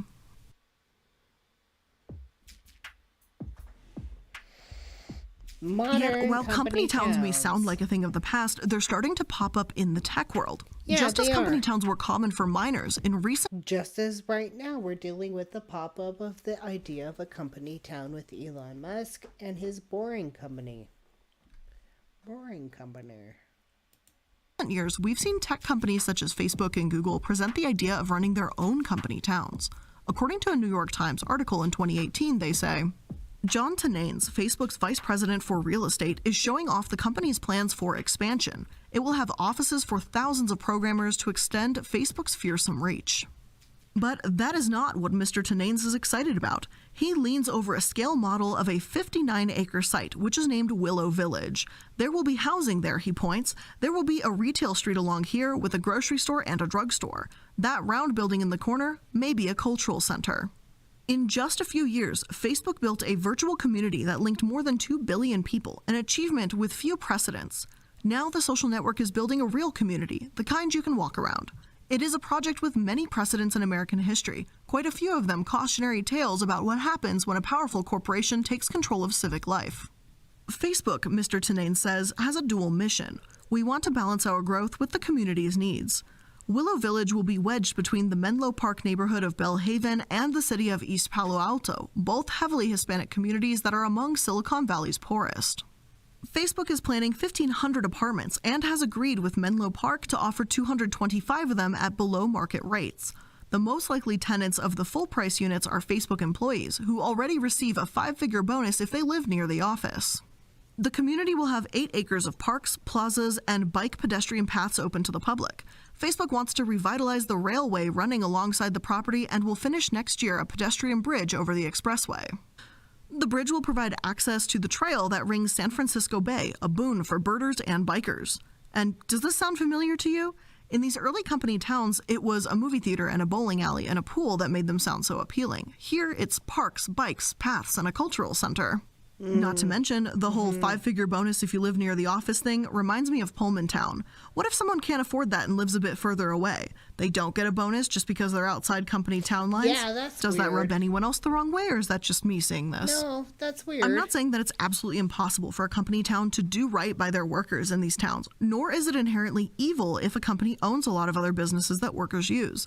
After all, oil rigs are similarly isolated like company towns, and it doesn't mean that oil workers are exploited because the company has a restaurant. However, it's these companies like Pullman that have taken advantage of that isolation and shown favoritism among workers that can lead to exploitation. Google has done the same, and as the New York Times article explains, as workers begin to literally live at the office, they will inevitably be more beholden to bosses who also collect the rent. After all, it is much harder to find a place to live in Silicon Valley than a new job. Turnover may slump, and so might turnover in ideas. Yeah. The push into the physical has also had implications for the 1.2 million people in Silicon Valley who are teachers, fitness instructors, clerks, baristas, all who hold jobs that do not come with stock options.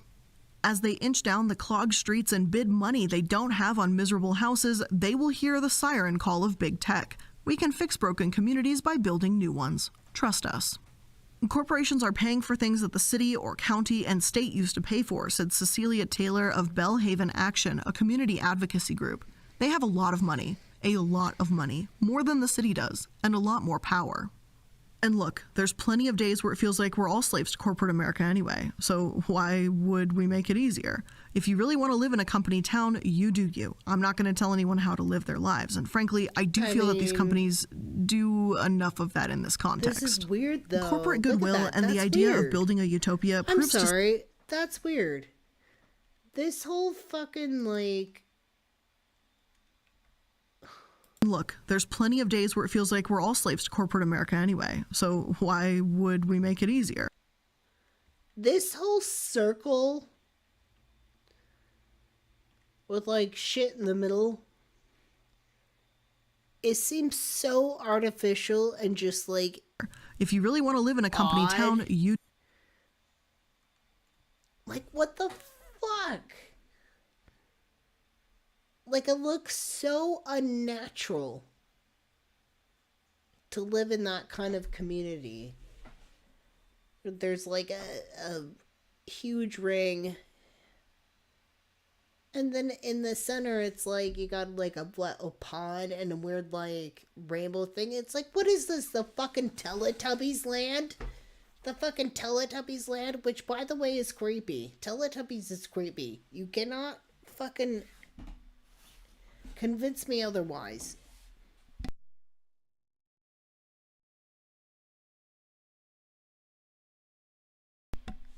This is not right.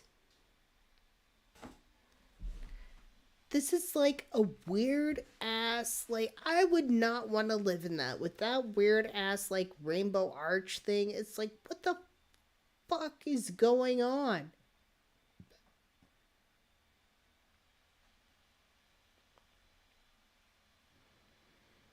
The company Utopia.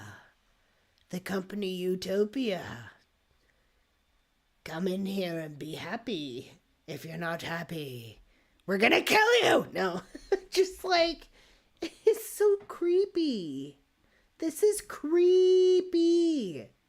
I don't want to live there. No. Nope. Do you? I'm not going to tell anyone how to. Katie Why Yarborough is this woke up on it. Wait, what happened? No, come on. What happened? When you put trees close together in the Amazon, will be housing there, he points. There will be a retail store. These companies do enough of that in this context. Corporate goodwill and the idea of building a utopia proves to sour over time within these communities. The more rights you give up within them, like local elections and privacy, the more benefits you'd get, like a zoo and a free junior college. It may not always have to be that way, but I don't necessarily want to hold out hope either. In Nevada, Governor Steve Sisolak has also been pushing the state legislature to pass legislation allowing tech companies to create a new form of local government. As of February 2021, no legislation has been formally introduced or released. However, multiple news sources and media outlets have reported on the language. Sisolak insists that it's not a company town, but these smart cities, as they're being called, quite frankly sound like the modern high-tech version of places like Pullman Town. Blockchains LLC has a plan to build a smart city in Story County, as they've purchased 67,000 acres of undeveloped land for $170 million in recent years. Hi, Casper. Yeah, you don't like company towns either, do you? Blockchain's founder, Jeffrey Burns, told the New York Times at the time, this will either be the biggest thing ever or the most spectacular crash and burn in the history of mankind. I don't know which one. I believe it's the former, but either way, it's going to be one hell of a ride. Blockchains has more recently detailed its plans for a painted rock smart city with 36,000 permanent residents, 15,000 housing units, 11 million square feet of commercial space, and more than 22 million square feet of industrial-related development. I can't exactly know how this is going to go over, obviously, or how long it will take to develop, but as of right now, smart cities are new technology and plans for them across the world are still underway. If they are built, we can only hope that those in charge learn from the mistakes made within company towns about 100 years ago. But judging on how history tends to repeat itself, I'm not exactly going to be holding my breath either. Nah. But with all of that being said, that's where I'm going to end today's episode of Prison. So you get the idea from this little bit of a history report that company towns they don't work out in the long run. And it doesn't surprise me that Elon Musk is attempting to create this concept for himself as if it hasn't been done before, because let's face it, Elon Musk has a way about approaching things as if nobody's done it before, and he's super innovative, which he's not. This is not smart, trust me. Anyways, we're gonna move on to the next subject. I'm gonna use the bathroom. We're gonna wrap shit up pretty fast. The next two topics aren't gonna be so long. So anyways.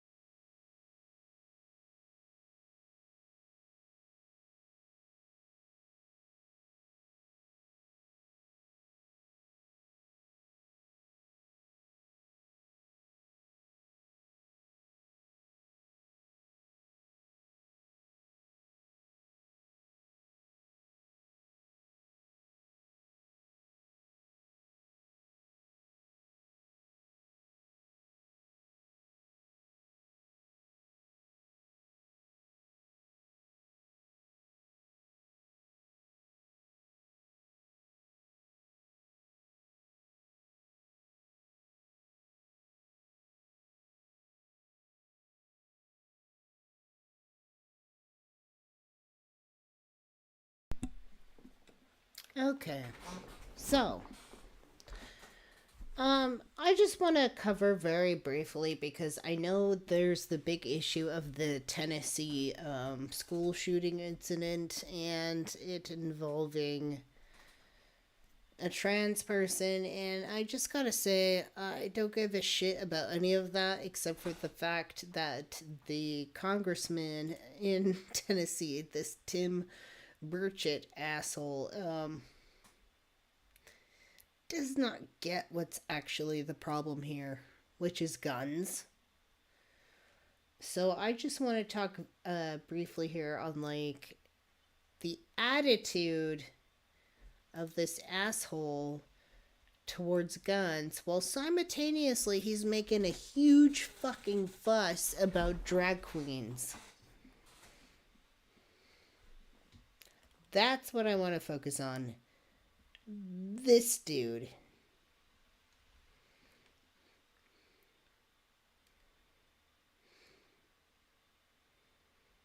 So Tim Burchett admits we're not going to fix school shootings. Yeah. Representative Tim Burchett of Tennessee managed to shock even the most jaded social media users on Monday with his candid remark on school shootings. Stop it. We're not going to fix it, he told reporters just hours after a shooter wielding 2 assault-style rifles and a pistol killed 3 students and 3 adults at a private Christian school in Nashville. So Burchett, who voted against a bill expanding background checks on gun sales in 2021, called Monday's shooting a horrible, horrible situation, but insisted nothing could be done to prevent future tragedies because criminals are criminals and they're gonna be criminals. He added that his philosophy was influenced by his father, who told him, "Buddy, if somebody wants to take you out and doesn't mind losing their life, there's not a whole heck of a lot you can do about it. Hee-haw!" That's right. That's right. 3 precious little kids lost their lives, and I believe 3 adults, I believe it's. And the shooter, of course, lost their life too. So it's a horrible, horrible situation. And we're not going to fix it. Criminals are going to be criminals. And my daddy fought in the Second World War, fought in the Pacific, fought the Japanese, and he told me, he said, "Buddy," he said, "if somebody wants to take you out and doesn't mind losing their life, there's not a whole heck of a lot you can do about it." 3 precious little kids lost their lives, and I believe 3 adults, I believe it's. And the shooter, of course, lost their life too. So it's a horrible, horrible situation. And we're not going to fix it. Criminals are going to be criminals. And my daddy fought in the Second World War, fought in the Pacific, fought the Japanese, and he told me, he said, "Buddy," he said, "if somebody wants to take you out and doesn't mind losing their life, there's not a whole heck of a lot you can do about it." So pretty much this man has checked out. He has checked the fuck out. He has just fucking doesn't even give a shit about that. Honestly, and what did he say about fucking... Oh wait, no. Stop it!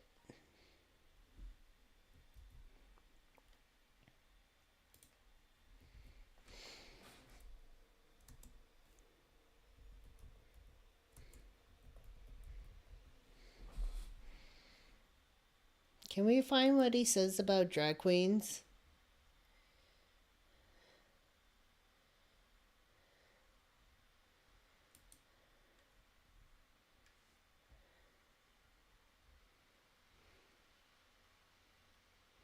That crap in Tennessee, and we shouldn't. We're not going to fix it.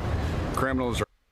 So let's do a comparison about what this man is saying about drag queens and drag shows being a threat to children. And then what he continues to say here in response to guns being a threat to children, which is, by the way, the number one killer in America of kids, is guns.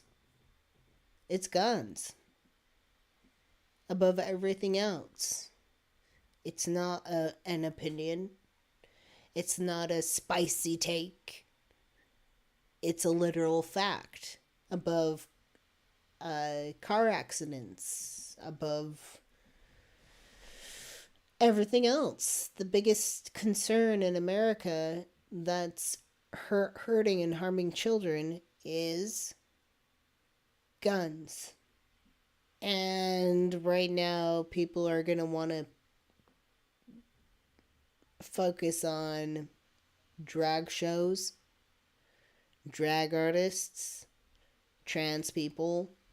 That's the distraction here. So check this out. Same dude, different takes. And supposedly, this man is concerned about children. Dadgummit, we don't put up with that crap in Tennessee, and we shouldn't. We're not going to fix it. Criminals are going to be criminals. Dadgummit, we don't put up with that crap in Tennessee, and we shouldn't. We're not going to fix it. Criminals are going to be criminals. Dadgummit, we don't put up with that crap in Tennessee, and we shouldn't. We're not going to fix it. Criminals are going to be criminals. Dadgummit, we don't put up with that. Do I need to, play that anymore? To, bring it across about how much Tennessee doesn't give a flying fuck about actually protecting people? Because I'll tell you what, I'm going to tell you this right now, because I've read plenty into this situation. I don't give a flying red rat's ass about who the shooter is. What I give a fuck about is the fact that the shooter was able to purchase legally 7 different fucking firearms from 5 different gun shops. Why is that a possibility? Why is that available to begin with? Why? You know, people are going to want to sit here and spin this about trans people all they want, because it is a trans man. Don't let the she fool you. It is a trans man. But I'm not going to sit here and get angry about the fucking misgendering portion of this. That obviously is fucked. But, I'm more concerned about the fact that there is absolutely no interest in talking about the real issue here, which is the access to guns. Why is that a thing? Why is it that this keeps happening and happening, and there's no focus on what the problem actually is, and it's the access to guns? Why do we have these buttfuck idiots going, well, there's nothing we can do. We're not going to do anything. And if somebody wants to take you out, they will. Criminals are criminals. And they'll just... I hate that fucking excuse of well, they're going to find guns anyways.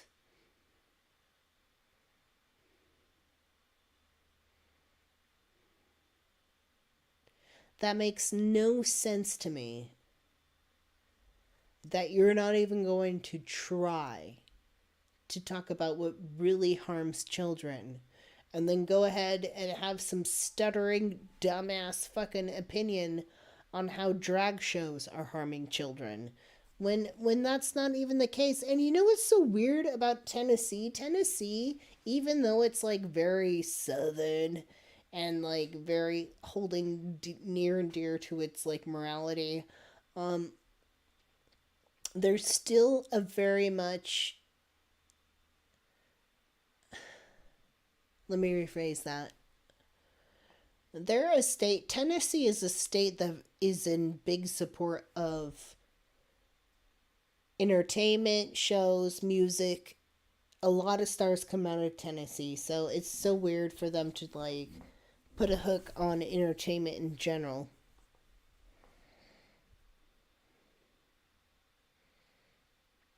Susan says drag show performers and trans people are not the problem, and the GOP knows it, but they don't want people focusing on the fact that they aren't going to address the gun issue, so drag is the scapegoat. Yes, and this recent shooter, they are trans. That's gonna be the scapegoat too. It's like, oh, they're trans. See, all trans are fucking crazy, and this is what we have to fear. Like, the focus is gonna be on that instead of the real issue. The real issue here, and what I refuse to get distracted by the other details with, like, the real issue here is guns. Before trans people, it was Antifa. Antifa is the shooters. And before Antifa, like, let's take it a while back, it was like Muslims. Muslims were the shooters. It's just the new scapegoat. It's just the new scapegoat. Like, no, like, it's just so ridiculous. Like, I don't even give a shit about that part. What I care about is that somebody had access to legally buy multiple firearms. And Tennessee's like, well, we can't do anything about that. Like, what do you mean? You can totally put in laws that affect the way that you can purchase firearms. You really can do that. You can make gun laws and the way to obtain guns, like, way more strict than you're already doing. But they don't. They don't want to do that. Why? Because they're biased. Why? Because they don't actually give a shit about kids. They give a shit about themselves and their rights. Isn't this asshole the one that, like, actually, like, had a picture, like, with his family, with fucking guns?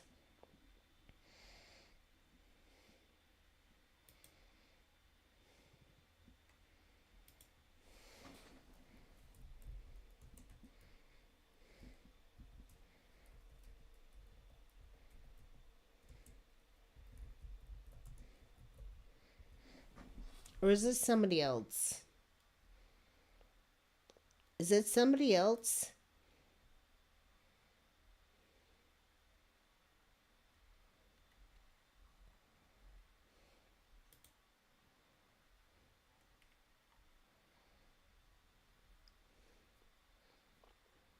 Who was it that had the family picture with all the guns? God damn. I do not know.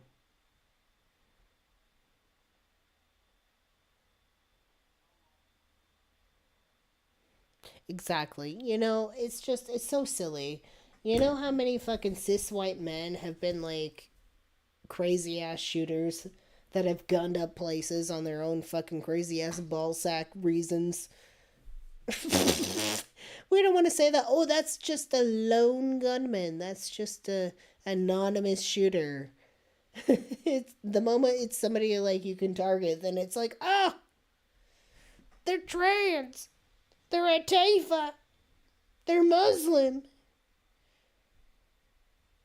But when it's a white cis man, it's like, well, that's just a lone wolf.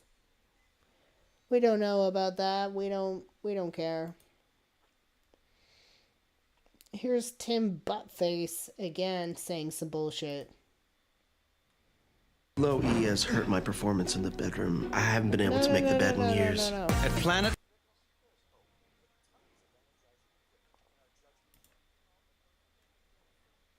legislation. Now, when asked about Covenant School, Tennessee Congressman Tim Burchett says there's not a lot lawmakers can do. I always hear my dad, what he would say. My He was in the dad. Pacific in the Second World War, and he told me, he said, buddy, he said, somebody is willing to take a life and doesn't mind losing their own, there's not a whole lot you can do. There's a whole lot of evil and meanness in this world, and politicians will come in later with the speeches and all this rah-rah stuff. I'm sorry, what? I gotta hear that again. Lawmakers have been against certain gun control legislation. Now, when asked about Covenant School, Tennessee Congressman Tim Burchett says there's not a lot lawmakers can do. I always hear my dad, what he would say. He was in the Pacific in the Second World War, and he told me, he said, buddy, he said, somebody is willing to take a life and doesn't mind losing their own, there's not a whole lot you can do. There's a whole lot of evil and meanness in this world, and politicians will come in later with the speeches and all this rah-rah stuff, but there's not a whole lot we can do, just a very helpless feeling.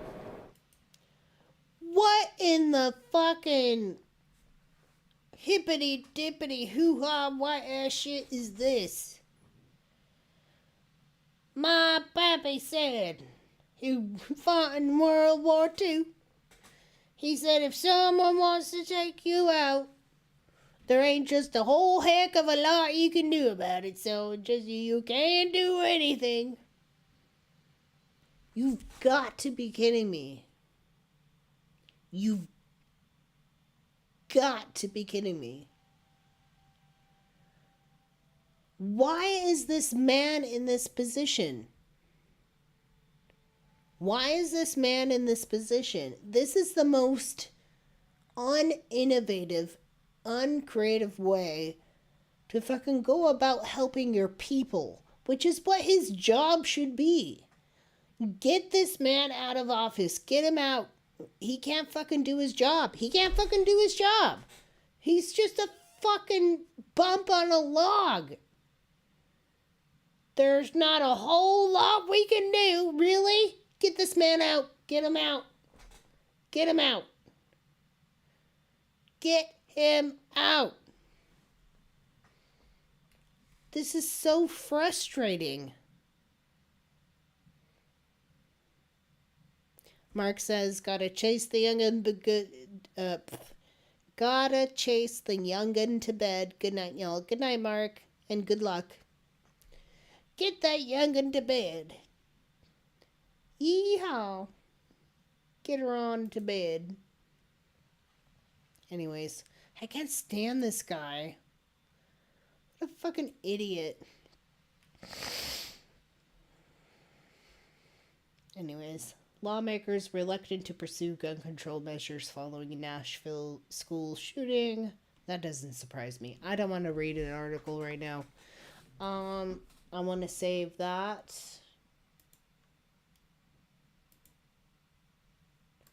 I think we get that. So, there's a lot more I want to say about shootings, and take a gander and keep the lookout for a future live stream that I will be doing with Philip in the topic of school shootings in general, and everything involving that. So keep a lookout for that. I want to dive into this deeper, but I'm going to save the best for when I can have a conversation with Philip and have somebody to go back and forth with about this. So anyway, so I wanted to end on kind of like a funny note, and that's the issue where somebody in Utah is trying to get Bibles banned from schools in Utah, which is super fucking hilarious to me. I grew up in Salt Lake City, Utah. They are a very religious, place. Like, there's actual, like, Mormon, like, little tiny Mormon buildings on Utah school grounds. And the idea that somebody's trying to ban the Bible is really funny. So I just kind of, like, want to read into that a bit. And that will be our closing thing, except for at the very tail end, I think I want to, like, show you the video where there is the weird Australian, like, the lady that's in Australia right now who's a TERF, trans exclusionary feminist, who literally just got some, like, fucking tomato juice dumped on her, and she's throwing a fucking fit about it, and I love it! Anyways.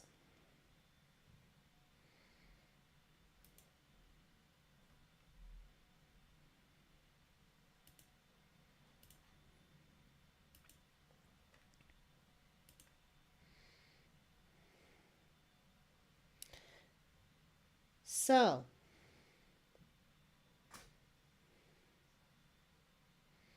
Utah parent wants Bible removed from schools.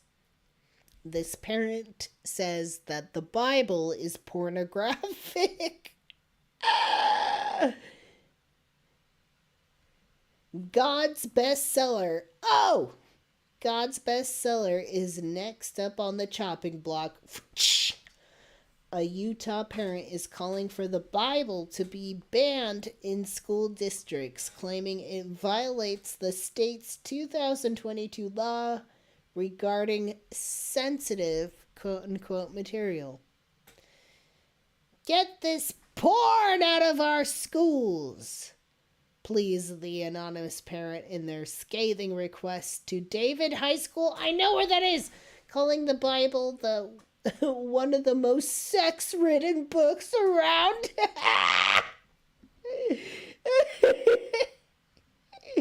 Utah's law, passed last year, prohibits materials that include pornographic or indecent content. The parent cited the Bible's incest, onanism, bestiality, prostitution, genital mutilation, fellatio, dildos, rape, and even infanticide as a cause for its removal. This is amazing. Because, fuck it. Ban the Bible. Fuck yeah, ban the Bible. It's indecent. It shouldn't be, exposed to children. Anyways. The disgruntled parent wrote to the school on board on December 11th, per documents obtained by the Post, referencing the non-profit group Utah's Parents United, which has routinely advocated for the removal of certain books, including ones with LGBT content. Boo. I mean, that doesn't surprise me. It doesn't surprise me, but when the snake eats itself. On various social media platforms, the parent called the organization a white supremacist hate group. The guideline is meant to provide a clear standard for what is acceptable to K through 12 school libraries. Nicole Mason, president of Utah Parents United, told the Post, the law is meant to protect children from unrestricted access to explicit sexual content in K through 12 schools. None of the passages from the Bible meet the bright line standard for pornographic content.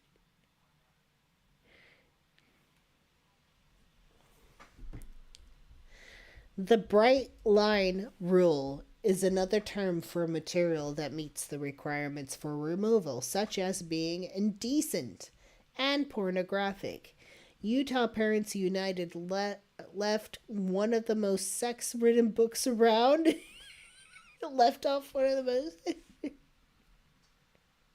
the Bible, one of the most sex-ridden... I mean, I did not expect this. These have got to be Mormons. These have got to be Mormons being like, the Bible is false. Only Joseph Smith. Only the Book of Mormon. The Bible is a fucking porno. Like...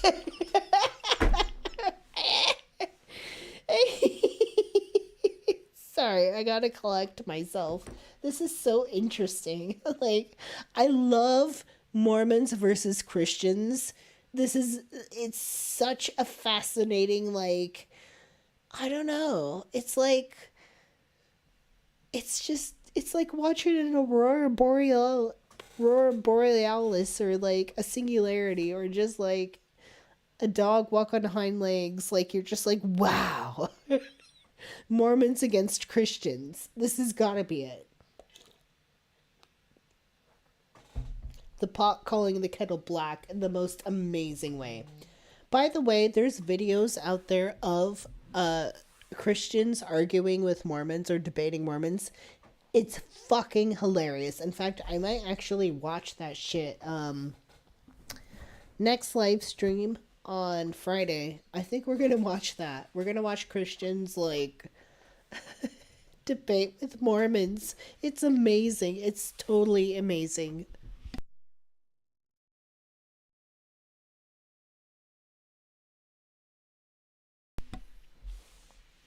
So anyways,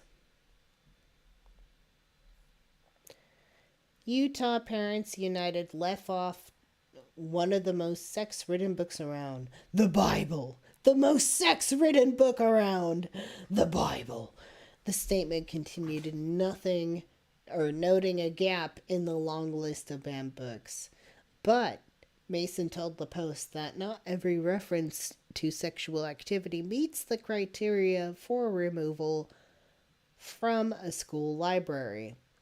The law describes description or depiction of illicit sex as human genitals in a state of sexual stimulation or arousal, acts of human masturbation, sexual intercourse or sodomy, and fondling or erotic touching of human genitals in a public region, as well as human buttock or female breasts. I feel like a little kid. Anyways, however, in religious texts, there are a few instances where sex is not only mentioned, but described. Let's see the sexuality, the sexy, pornographic eroticness in the Bible. A man named Lot has drunken sex with his daughters. Ew! No, that's not okay. No, smile fades. Nope. No. Ew. Blech. Blech. No. A woman is condemned for her nakedness and whoring. Ezekiel 23. God smites the city of Sodom after a group of men seemingly request to have sex with other men. But only seemingly. They did not actually confirm. And there were multiple references in the Song of Songs about breasts. The songs... What? And there were multiple references in the Song of Songs about breasts. You gotta be kidding me. You gotta be kidding me that biblical era people were like titty titty titties, titty titty tits. Tit, tit, tit. It's like Kanye West, like titties in my eyes, titties all the time.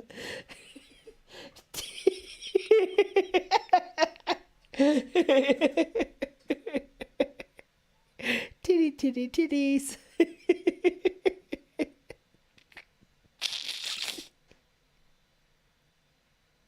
I think I have severely misunderstood the Bible if I miss songs about titties.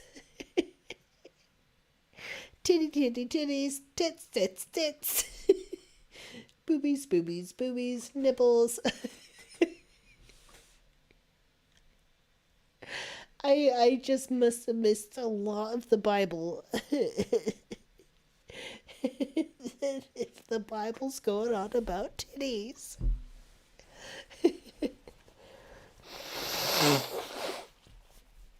Titties.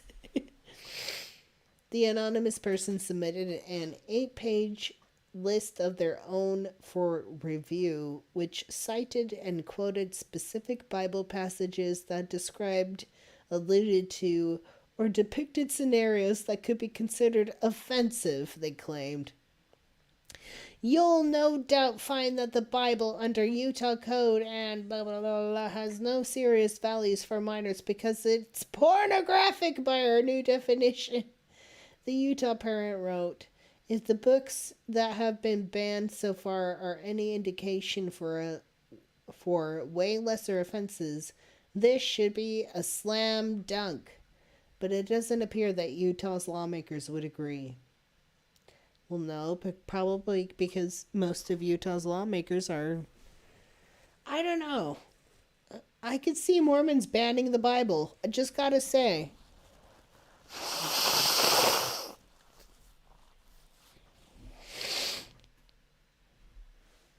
Anyways.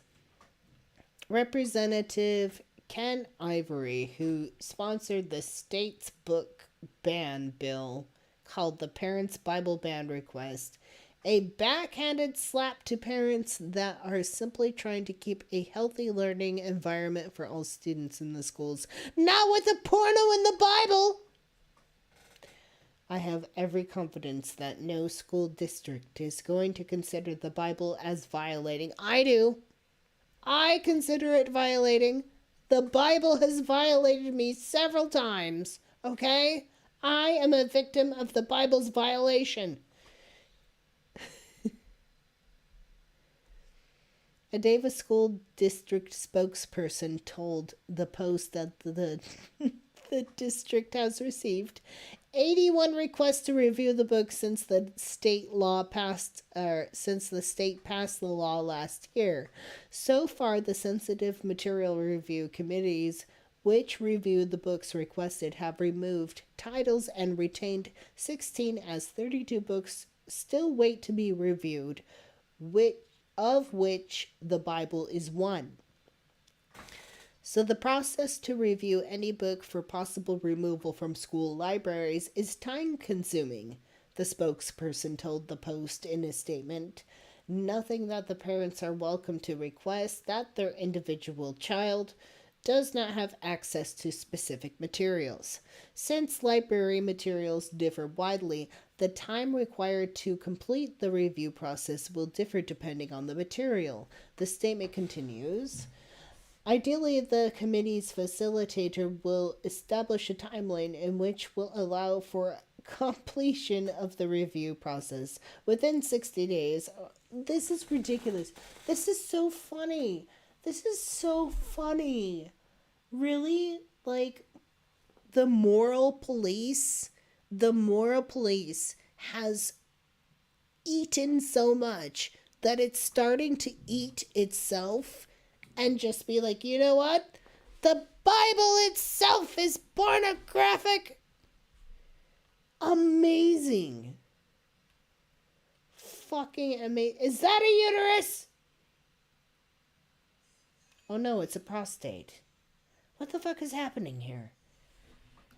Anyways. This is ridiculous.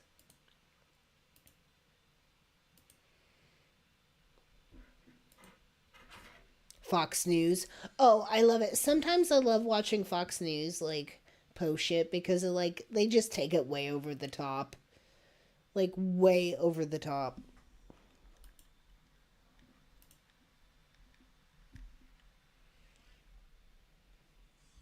California residents might not know there is a government-backed solar program. Shut up. You just need to type in your... Senator Ted Cruz joining us live in moments to talk Ted about the Cruz! threat that went under the radar Let's during go! the meeting with China and Russia. He's fired up about Iran, and he says the Biden administration is doing nothing to stop the threat from them. He'll tell us in his own words in just a moment. But first, we were expecting a potentially explosive hearing on Capitol Hill on parents' rights to have a say in what their kids learn. We were expecting that this hour, but it's now running about 30 minutes late, maybe a little more. Part of a GOP push for legislation that would require parental access to everything from school curriculum to safety. Parents have been asking for this right for many years, with many protesting policies at school board meetings as they looked for answers and didn't get them. But the push... Wait. Hold on. I don't think this is what I want. Yeah. What?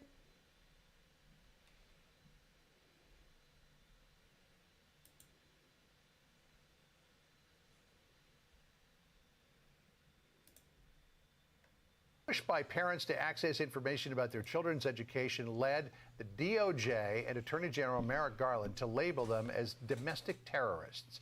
While the bill is expected to pass in the Republican-controlled House, there are some on the left who are calling the bill a, quote, complete waste of time. Ladies and gentlemen, we are domestic terrorists. Joining us now is a parent on the forefront of the fight, Ian Pryor, author of the new book, Parents of the World Unite, and executive director of Fight for Schools. So, Ian, we're talking off camera about this. Is this about the Bible thing, though? It's likely to pass the House after a rigorous debate, but not likely to go anywhere in the Senate. Is so this is this about really the Bible more stuff? Because that's what I'm looking for. 2024? Well, look, I think that clearly House Republicans have been listening to parents over the past 2 years, and clearly Democrats haven't been. I mean, what does this bill do, right? More transparency on classroom lessons, classroom curriculum, books in the library, books in the classroom library. More accountability on safety issues. If a child goes to school and wants to identify as another sex, identify as American from the parents. The fact that Democrats are opposing this, while you've got Rachel Levine out there last week saying we're going to escalate our push for puberty blockers and cross-sex hormones. Normalize it. Right. While you're... Oh, stop it. I was looking for a video about... That's fine. Oh well. We get it. Anyways, moving along. Wrapping things up. I just want to cover... Oh, let's see. Oh, what is her name? Oh, what is that stupid Australian term?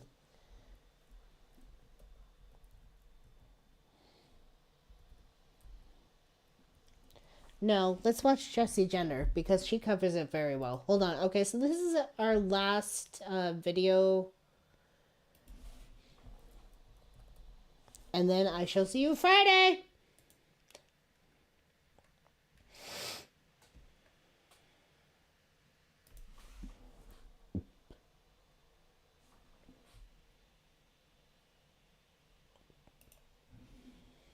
This past week, the trans community and our allies, and more importantly, our accomplices, demonstrated what true strength is. So, yeah, this is our last video to wrap up tonight. This is kind of like wrapping up a situation that's happened with the TERF that's been trying to hold. She's very notorious for like, I'm a woman and I'm an adult female, human female or whatever. But anyways, she gets called out and it's so gold. And I think this is an important video to watch about, you know, in the face of like all the anti-trans nonsense and stuff. So we're going to watch this and then we're going to say goodnight. Anyways. They showed the power in solidarity, in caring. They showed a willingness to fight back and put your skin in the game. And most importantly to me, they showed a love for each other that will always, always outshine hate. And in doing so, it gave us, and it gave me, something that many of us were in sore need of renewal. Hope. A hope for the future, and a hope in each other. As I discussed in further detail in this video that I released last week, anti-transgender, gender-critical TERF Kelly J. Keene Minshall, otherwise known by her internet alias Posey Parker, not Posey Parker can suck my ass. Parker Posey, held an anti-trans rally in Melbourne, Australia on March 18th, 2023. And by the way, I just wish to say this up front, sorry to all of my Australia viewers for screwing up my Australian geography in the last video. I deeply apologize for that.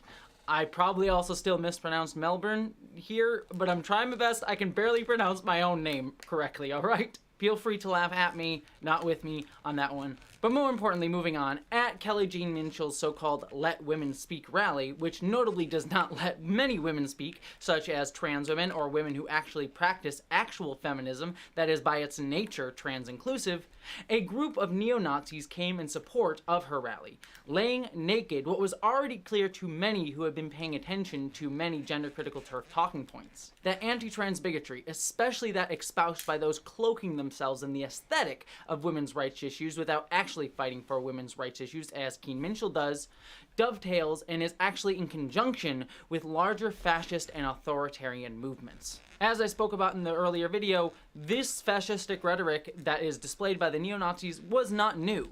Yet, these neo-Nazis showing up at this rally were most notable by how blatant their hate-filled rhetoric and symbology was, shouting Hail Hitler and having a banner that said Kill Pedo Freaks as they did the Nazi salute. It was a stark display of, again, how anti-trans hate and fascism often come together.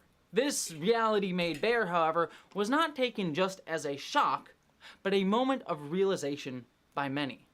That the need to stand up against fascism on the front of anti-trans bigotry was greater than ever. And oh boy, did people show up. A few days later, on March 21st, Keen Minshall held another rally in Hobart, Tasmania in Australia, where she was met by numerous counter-protesters that again outnumbered her own people at her event, including notably this one counter-protester who pushed back against Keen Minshall's hate, and ultimately allowed Keen Minshall a moment to reveal herself. They will use any means necessary, any language necessary, any smears to stop us being able to speak. Why do you stand with Nazis, though? Why don't you go away? Oh! Who did? No. Yes, no. you did. I'm not a feminist. Ow! Sorry. This lady held a previous protest against trans women, which was accompanied by sorry. Anyway, sorry. Hold on. Sorry. Anyways, this lady is a notorious TERF. Trans exclusionary radical feminist. And her last meetup, there was a group of neo-Nazis that showed up in Australia. And when these neo-Nazis showed up and started calling trans people, pedos and things like that, she actually stood beside them. She stood beside them very vehemently at the protest and continued her speech. And so she is holding another trans protest, and there are significantly more pro-trans activists than the last event. And so they're showing up and they're confronting her, and she's revealing herself. She's revealing her shadow to be like, she's not actually a feminist. She doesn't actually give a shit about women. She just hates trans women. The end. She hates trans people. The end. So here we go. Did people show up? A few days later, on March 21st, Keen Minshall held another rally in Hobart, Tasmania in Australia, where she was met by numerous counter-protesters that again outnumbered her own people at her event, including notably this one counter-protester who pushed back against Keen Minshall's hate, and ultimately allowed Keen Minshall a moment to reveal herself. They will use any means necessary, any language necessary, any smears to stop us being able to speak. Why do you stand with Nazis, though? Why don't you go away? Who did? You. No. I'm not a feminist. Woo! Right, this girl here.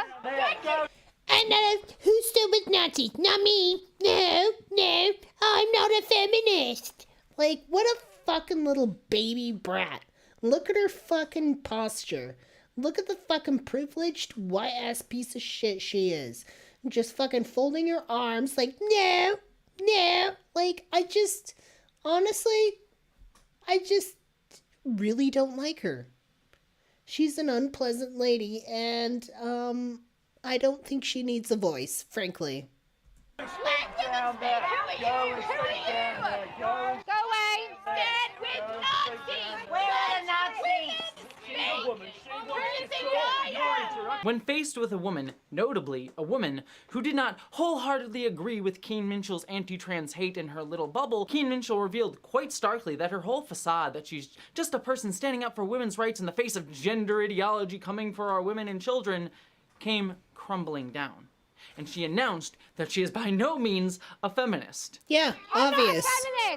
I'm not a feminist. Obvious. Again, not surprising in the least to anyone who's been paying attention to her actual words before this or the words of the gender critical movement, but it was telling that she no longer cared to even put on the mask when confronted with people who were calling her out on her hate. People who would stand up for real feminism and trans inclusivity. It shows how often much of anti-trans hate and rhetoric and bigotry just in general falls in the face of actual voices of real people who aren't just parroting back their nonsense back at them, but actually standing up with those around them. But that wasn't the best moment, not even by a long shot. Because when Keen Minshall attempted to continue her rallies in Auckland, New Zealand, more than 1,000 people showed up in opposition to Keen Minshall and the type of hate that she espouses. Counter-protesters came to the location, flooding it and overrunning the gazebo where Parker had been expected to make her speech. The counter-protesters again vastly outnumbered Keen Minshall's numbers, and many of them shouted, "Go home, Posey, go home." Water, paint, and eggs were flung at Keen Minshall and her supporters, and Keen Minshall herself even had tomato juice thrown on her.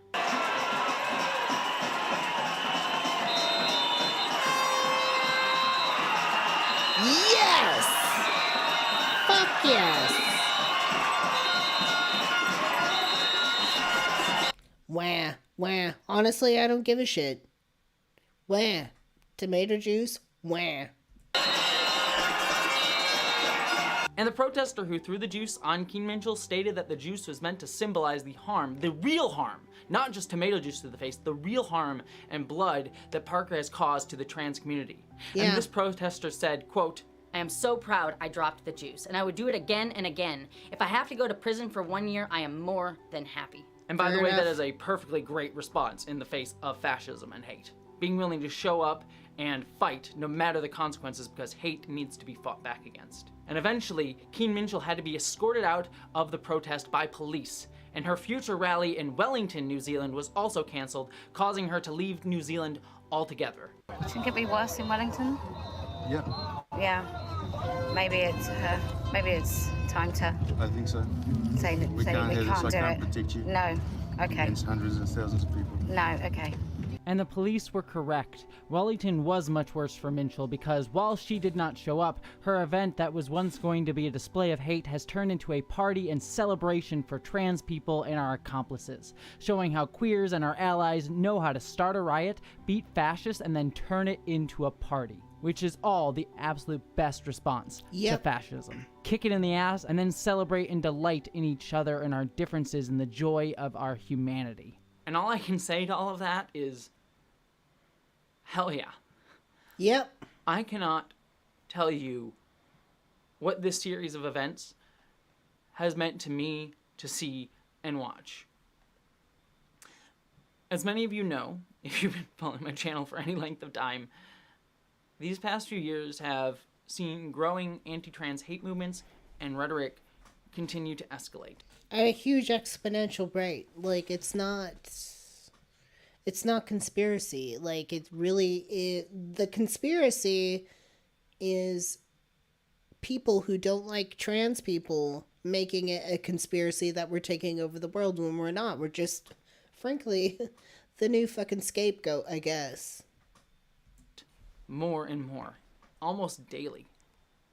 My fellow trans folks and I have had to watch as the hate against our community is continually stoked by those in power trying to use the scapegoat of our deeply misunderstood, disinformed about, and marginalized community to hold on to their power.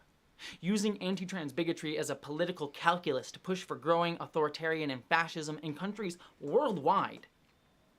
I've had to watch as men on some of the biggest stages in my country and others call for the literal genocide of people like me. Yeah. And while I and so many others who have worked even harder than me have worked to be defiant and push back against these hates, it's been very scary. And I say that as a relatively privileged trans person in the grand scheme of things. I live in a relatively safe area, I'm fairly well off, I'm able to pay my bills, and I feel generally secure in this state, even though the United States itself is a very scary place for trans people and seems like it's only one election away from much darker things. I feel that fear and terror, and it is much harder still for my trans siblings who are not out yet, who may be younger than I am. Trans kids is something I worry about, and I live in California, and California is kind of like somewhat of a notorious place for being inclusive and supportive of trans people, especially in healthcare. And I do have to admit, like, I receive a lot of care that a lot of other people don't. But what's concerning to me is that there's being a bill put on the table that school districts within California, any teacher or school official who happens to overhear a student talk about identifying as gender neutral or any other gender than what they are assigned on to as on record in the school thing, they have to inform their parents within 3 days. So essentially it's a bill put on the table in California where school teachers and things like that have to inform parents that they heard their kids talk about being trans or, gender neutral or something like that, non-binary, whatever. So essentially just like a bill saying schools have to out their children to their parents for them before they're ready, before they even want that, before they've even had time to figure out what it is they're doing for themselves. And, and a lot of times kids in school, that's if they're not comfortable at home with their parents and sharing a deep part of themselves, they'll often turn to their peers at schools to explore that identity first. So to have a teacher out them before they're even ready, that's going to cause way more problems than not. So, this shit is very real. It's kind of like nobody's truly safe. Who don't have full autonomy over their ability to do things or stand up for themselves, who may be living in areas that are less safe for them than me, or who maybe sit at an intersection of even more misunderstood identities as well as their transgender one. Be it a racial identity, a religious identity, a class identity, or many of those combined. It's been deeply scary, and while all of us have showed immense strength, especially those who I look up to, many of whom are younger than me, who are showing so much more strength and power by themselves, it has been really scary and hard to watch all of this. So to see a crowd of people, a sea of trans people and our accomplices, and I mean accomplices because those people put their skin in the game, showing up to display not just their desire to stop Minchell's hate campaign, but to show much needed support to the trans community in the face of the larger growing anti-trans sentiment that has been building around the world as a way to push for increasing authoritarian movements. It meant the world. To show that we will not let fascists and Nazis and authoritarians speak unchallenged, and that trans people are not hated, but loved and cherished, no matter how much those in power try to paint it otherwise. That means a lot.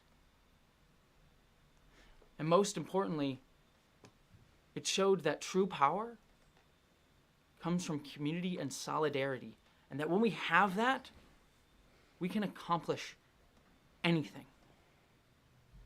To my trans siblings, especially to trans kids out there, see this moment and know that you are not alone.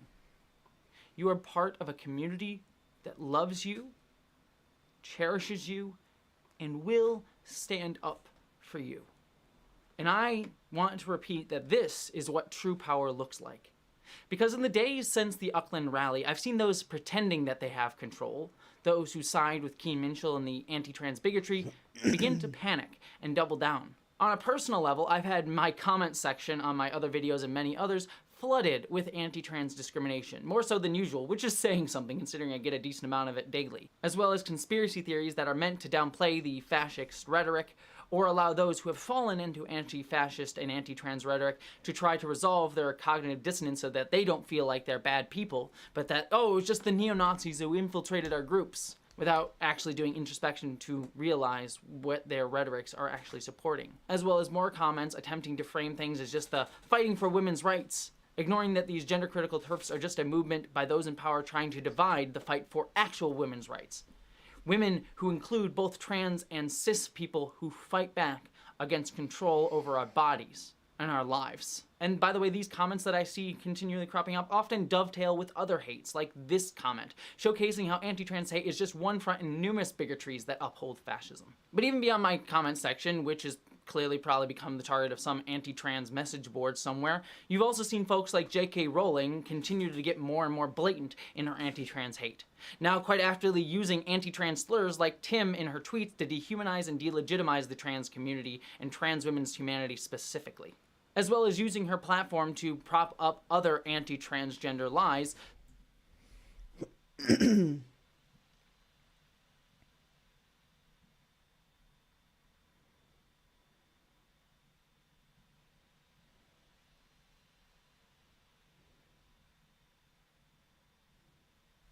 So pretty much in this post, J.K. Rowling is trying to state that, you know, ultimately she's against trans women. She thinks trans women are just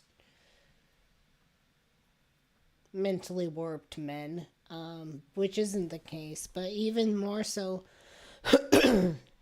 she thinks trans men are just like confused women.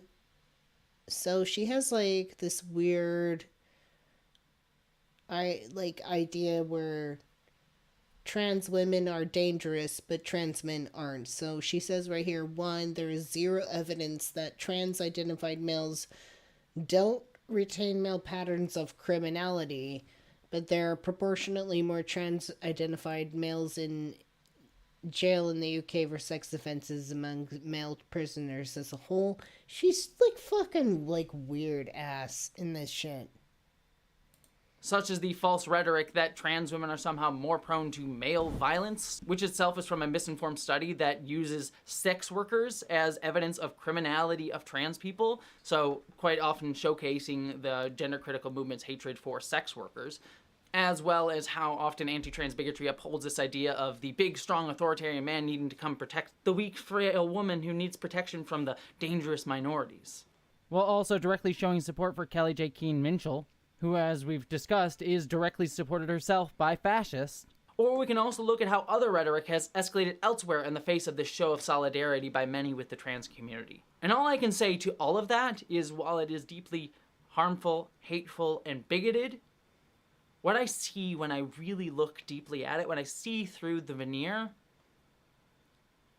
is people panicking. Yeah. Because they either can't straight handle up that they fall straight into up actual hateful movements, or those who know exactly what they're doing and trying to double down even harder. I've experienced that full hand of people disassociating because they can't handle that they're involved with a hate group, or the fact that they double down and tried to justify at that end of the stick. To try to make themselves appear strong. Because they know they actually aren't. Because true power doesn't panic. True power doesn't panic. If you're panicking and you're constantly having to prove that you're strong, if you're having to make a post day by day by day that you're the fucking badass, you're the fucking right one, you're the fucking powerful one. Like, if you have to do that day after day, you fucking lost, dude. Big L. Look at this video of Keane Minchell being escorted out of the rally, and you can see the fear in her eyes. And I bet you many people, gender-critical TERFs especially, but many people generally probably look at that video and ignore the crowd of people around her and see her fear in her eyes. And yeah, I know some will so sad that she's afraid. She got a little bit of tomato juice in her hair. Oh, poor little baby. Say that we shouldn't relish causing a woman fear.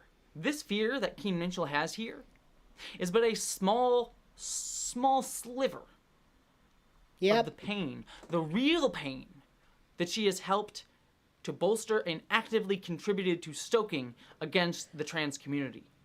She and others who use her same rhetorics and tactics and those who wield her movement to uphold their own authoritarianism have led to actual physical and political violence against the trans community. We are in the midst of a genocide attempt. Make no ifs, ands, or buts about it. Yep. I don't think people realize that there's a genocide attempt on trans people right now. I don't think people realize the severity of that situation. So in the face of that, a little tomato soup on your hair, I fucking don't give a shit. I really don't. I don't give a fucking flying fuck about tomato soup in your hair. I really don't. Wah. Take a shower, you stinky ass bitch. And yet, while Keen Minchell, because she is ultimately working to uphold authoritarian rhetorics that centralize power in the state, gets to be escorted out, surrounded by police who are there to protect her, trans people every day have to face similar violence, in fact, even more escalating violence, with no protection from authorities at all. Often violence is done by those who are supposed to use their power to protect, but just use it for self-interest or a desire to inflict harm to showcase their supposed strength.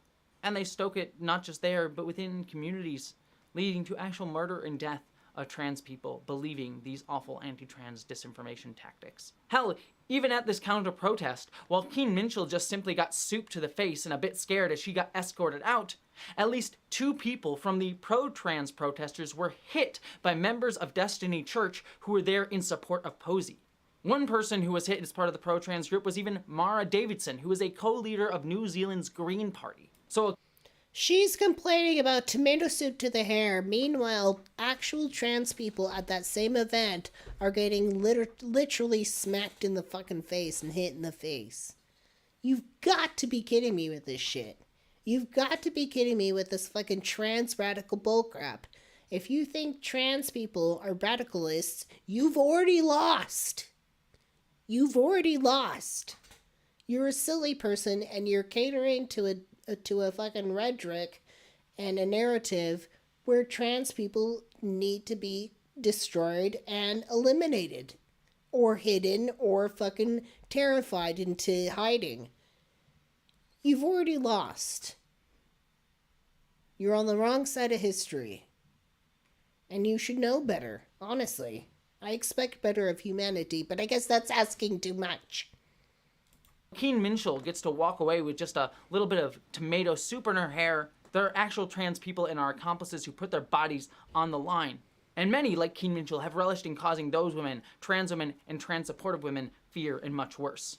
Hell, we can even see quite literally Keen Minchell relishing in active physical violence being inflicted upon trans-supportive people in this tweet of hers where she celebrated a woman getting choked by Keen Minchell's own security team because the woman was trying to speak up for trans people at Minchell's Melbourne rally. So if anyone's relishing in fear and violence, it's not the trans-supportive counter-protesters. It showcases why asking for respectability in the face of fascism and those calling for violence only ever serves the fascists. Because they have no compunctions about doing the same and yet demand it from us.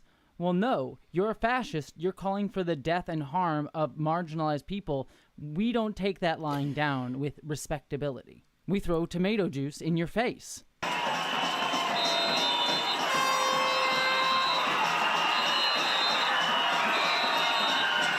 I will also say this, that it is always ethical to make a fascist feel unsafe, unwelcome, and unwanted.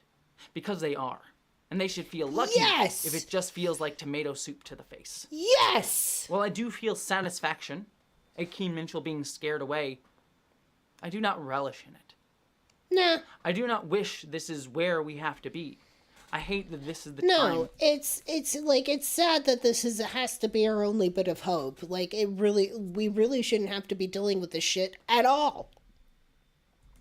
That I and many others have to live in, where we have to fight these bigotries. But to paraphrase a famous writer, we do not get to choose our time, only what we do with it.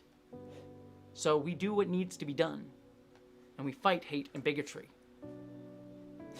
But what I do relish in is the power that my community, not the trans community, but the community of humanity who cares for each other, showed this past week.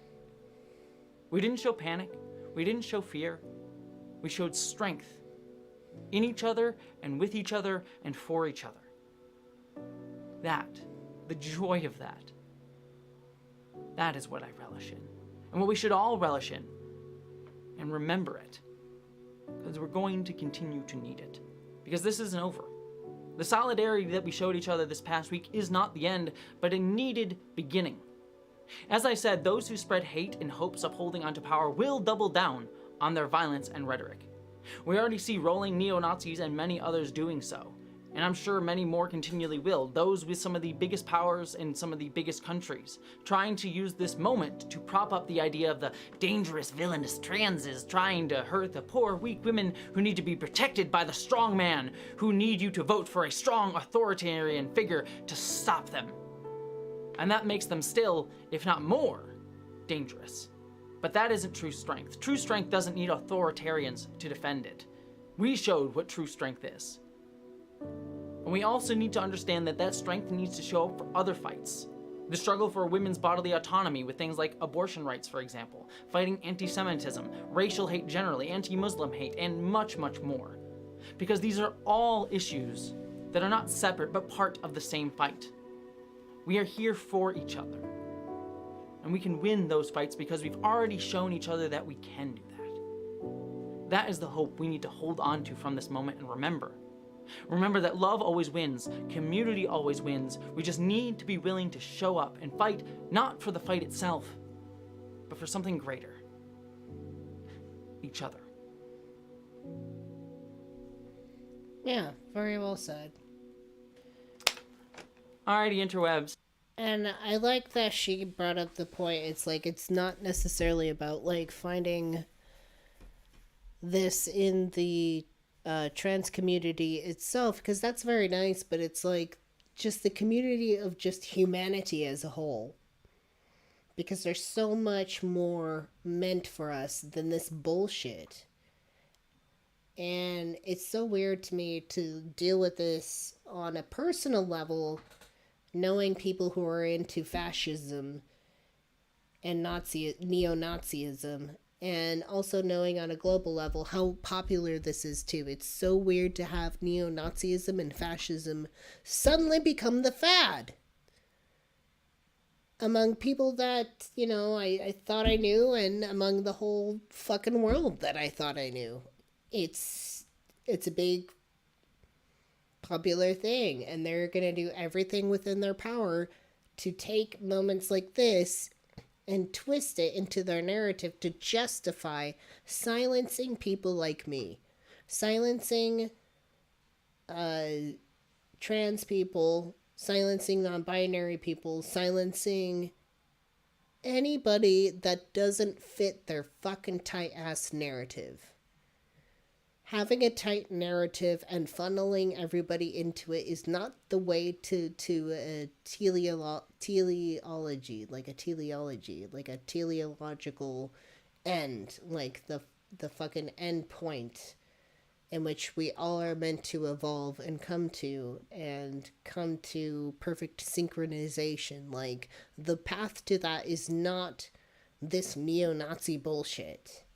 It's not forcing people into these situations where they can't even fucking explore the world in which we all created. You know, in Hyperianism, like us as monads, we all created this world. We're all a part of this world. How sad would it be that we create this big, beautiful world and we don't even allow diversity? There's diversity in exploring the holos. There's diversity in having experiences, and then we can all still have the same fucking teleological goal.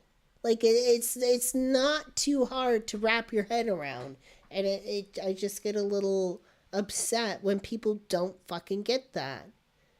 When they don't get that having diversity in experience and expression does not necessarily mean diversity in reason and the teleological end point of all of us evolving to become whole, synchronized together.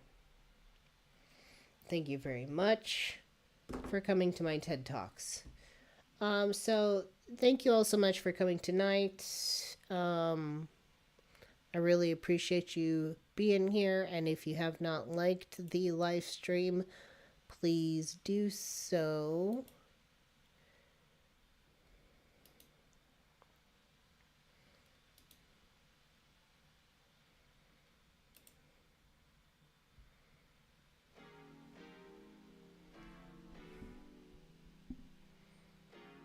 Good to see everybody. And what a very enriching night. So, very good night. Very good topics. We covered a lot of stuff, a lot of interesting stuff. Thank you so much, Liz Reef, for coming. Thank you so much, Mistress Angelica. Thank you so much, Cassidy. Always a pleasure to have you. Our Royal Lurker, Ketkin Siren. Thank you so much. Cassie R. Thank you so much for coming. Our moderators, all of you, thank you so much for coming and keeping our chat healthy and vibrant. Imaginista, thank you for coming. MC Heavyset, thank you for coming. Ontology Dragon, thank you for coming.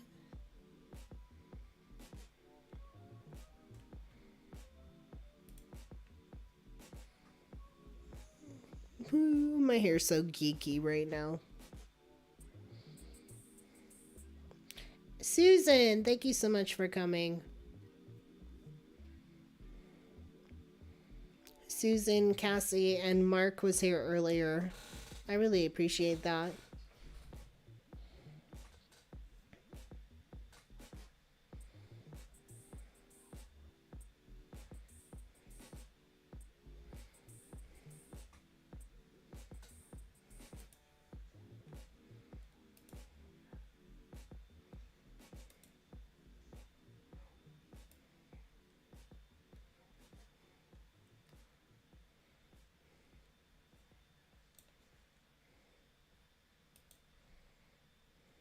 So,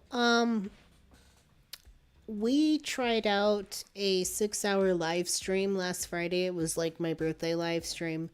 And there was something about it that I liked very much. I liked having a longer live stream and sort of like having the opportunity to fall down a rabbit hole of content and sort of explore things with you, which I feel like very much embodies the spirit of Friday Night Chat, which is like the name of the stream, Friday Night Chat. So I want to do that again this Friday. So it's going to sound crazy, but instead of starting at 6 o'clock, we're going to be starting at 2. So 2 p.m.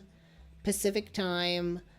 And we're going to do like upwards of like 6 hours or so. And people can come in and come out. You don't have to stay through the whole thing, and you can catch the rest later. And we're just going to take the time to fall down rabbit holes. And if that goes well, we might extend that to Wednesdays as well. We might do longer streams on Wednesdays where we can fall down more rabbit hole type of stuff. So, that's kind of like my goal and my dream is to do more everyday streaming, like all day long. Like I would love to do that. So Friday, we're going to start at 2 p.m. again. So I hope you join me then. Anyways. I'm gonna skedaddle. I got Mandalorian to watch, and I'm hungry. Anyways. Good night, y'all. I appreciate you coming. Bye.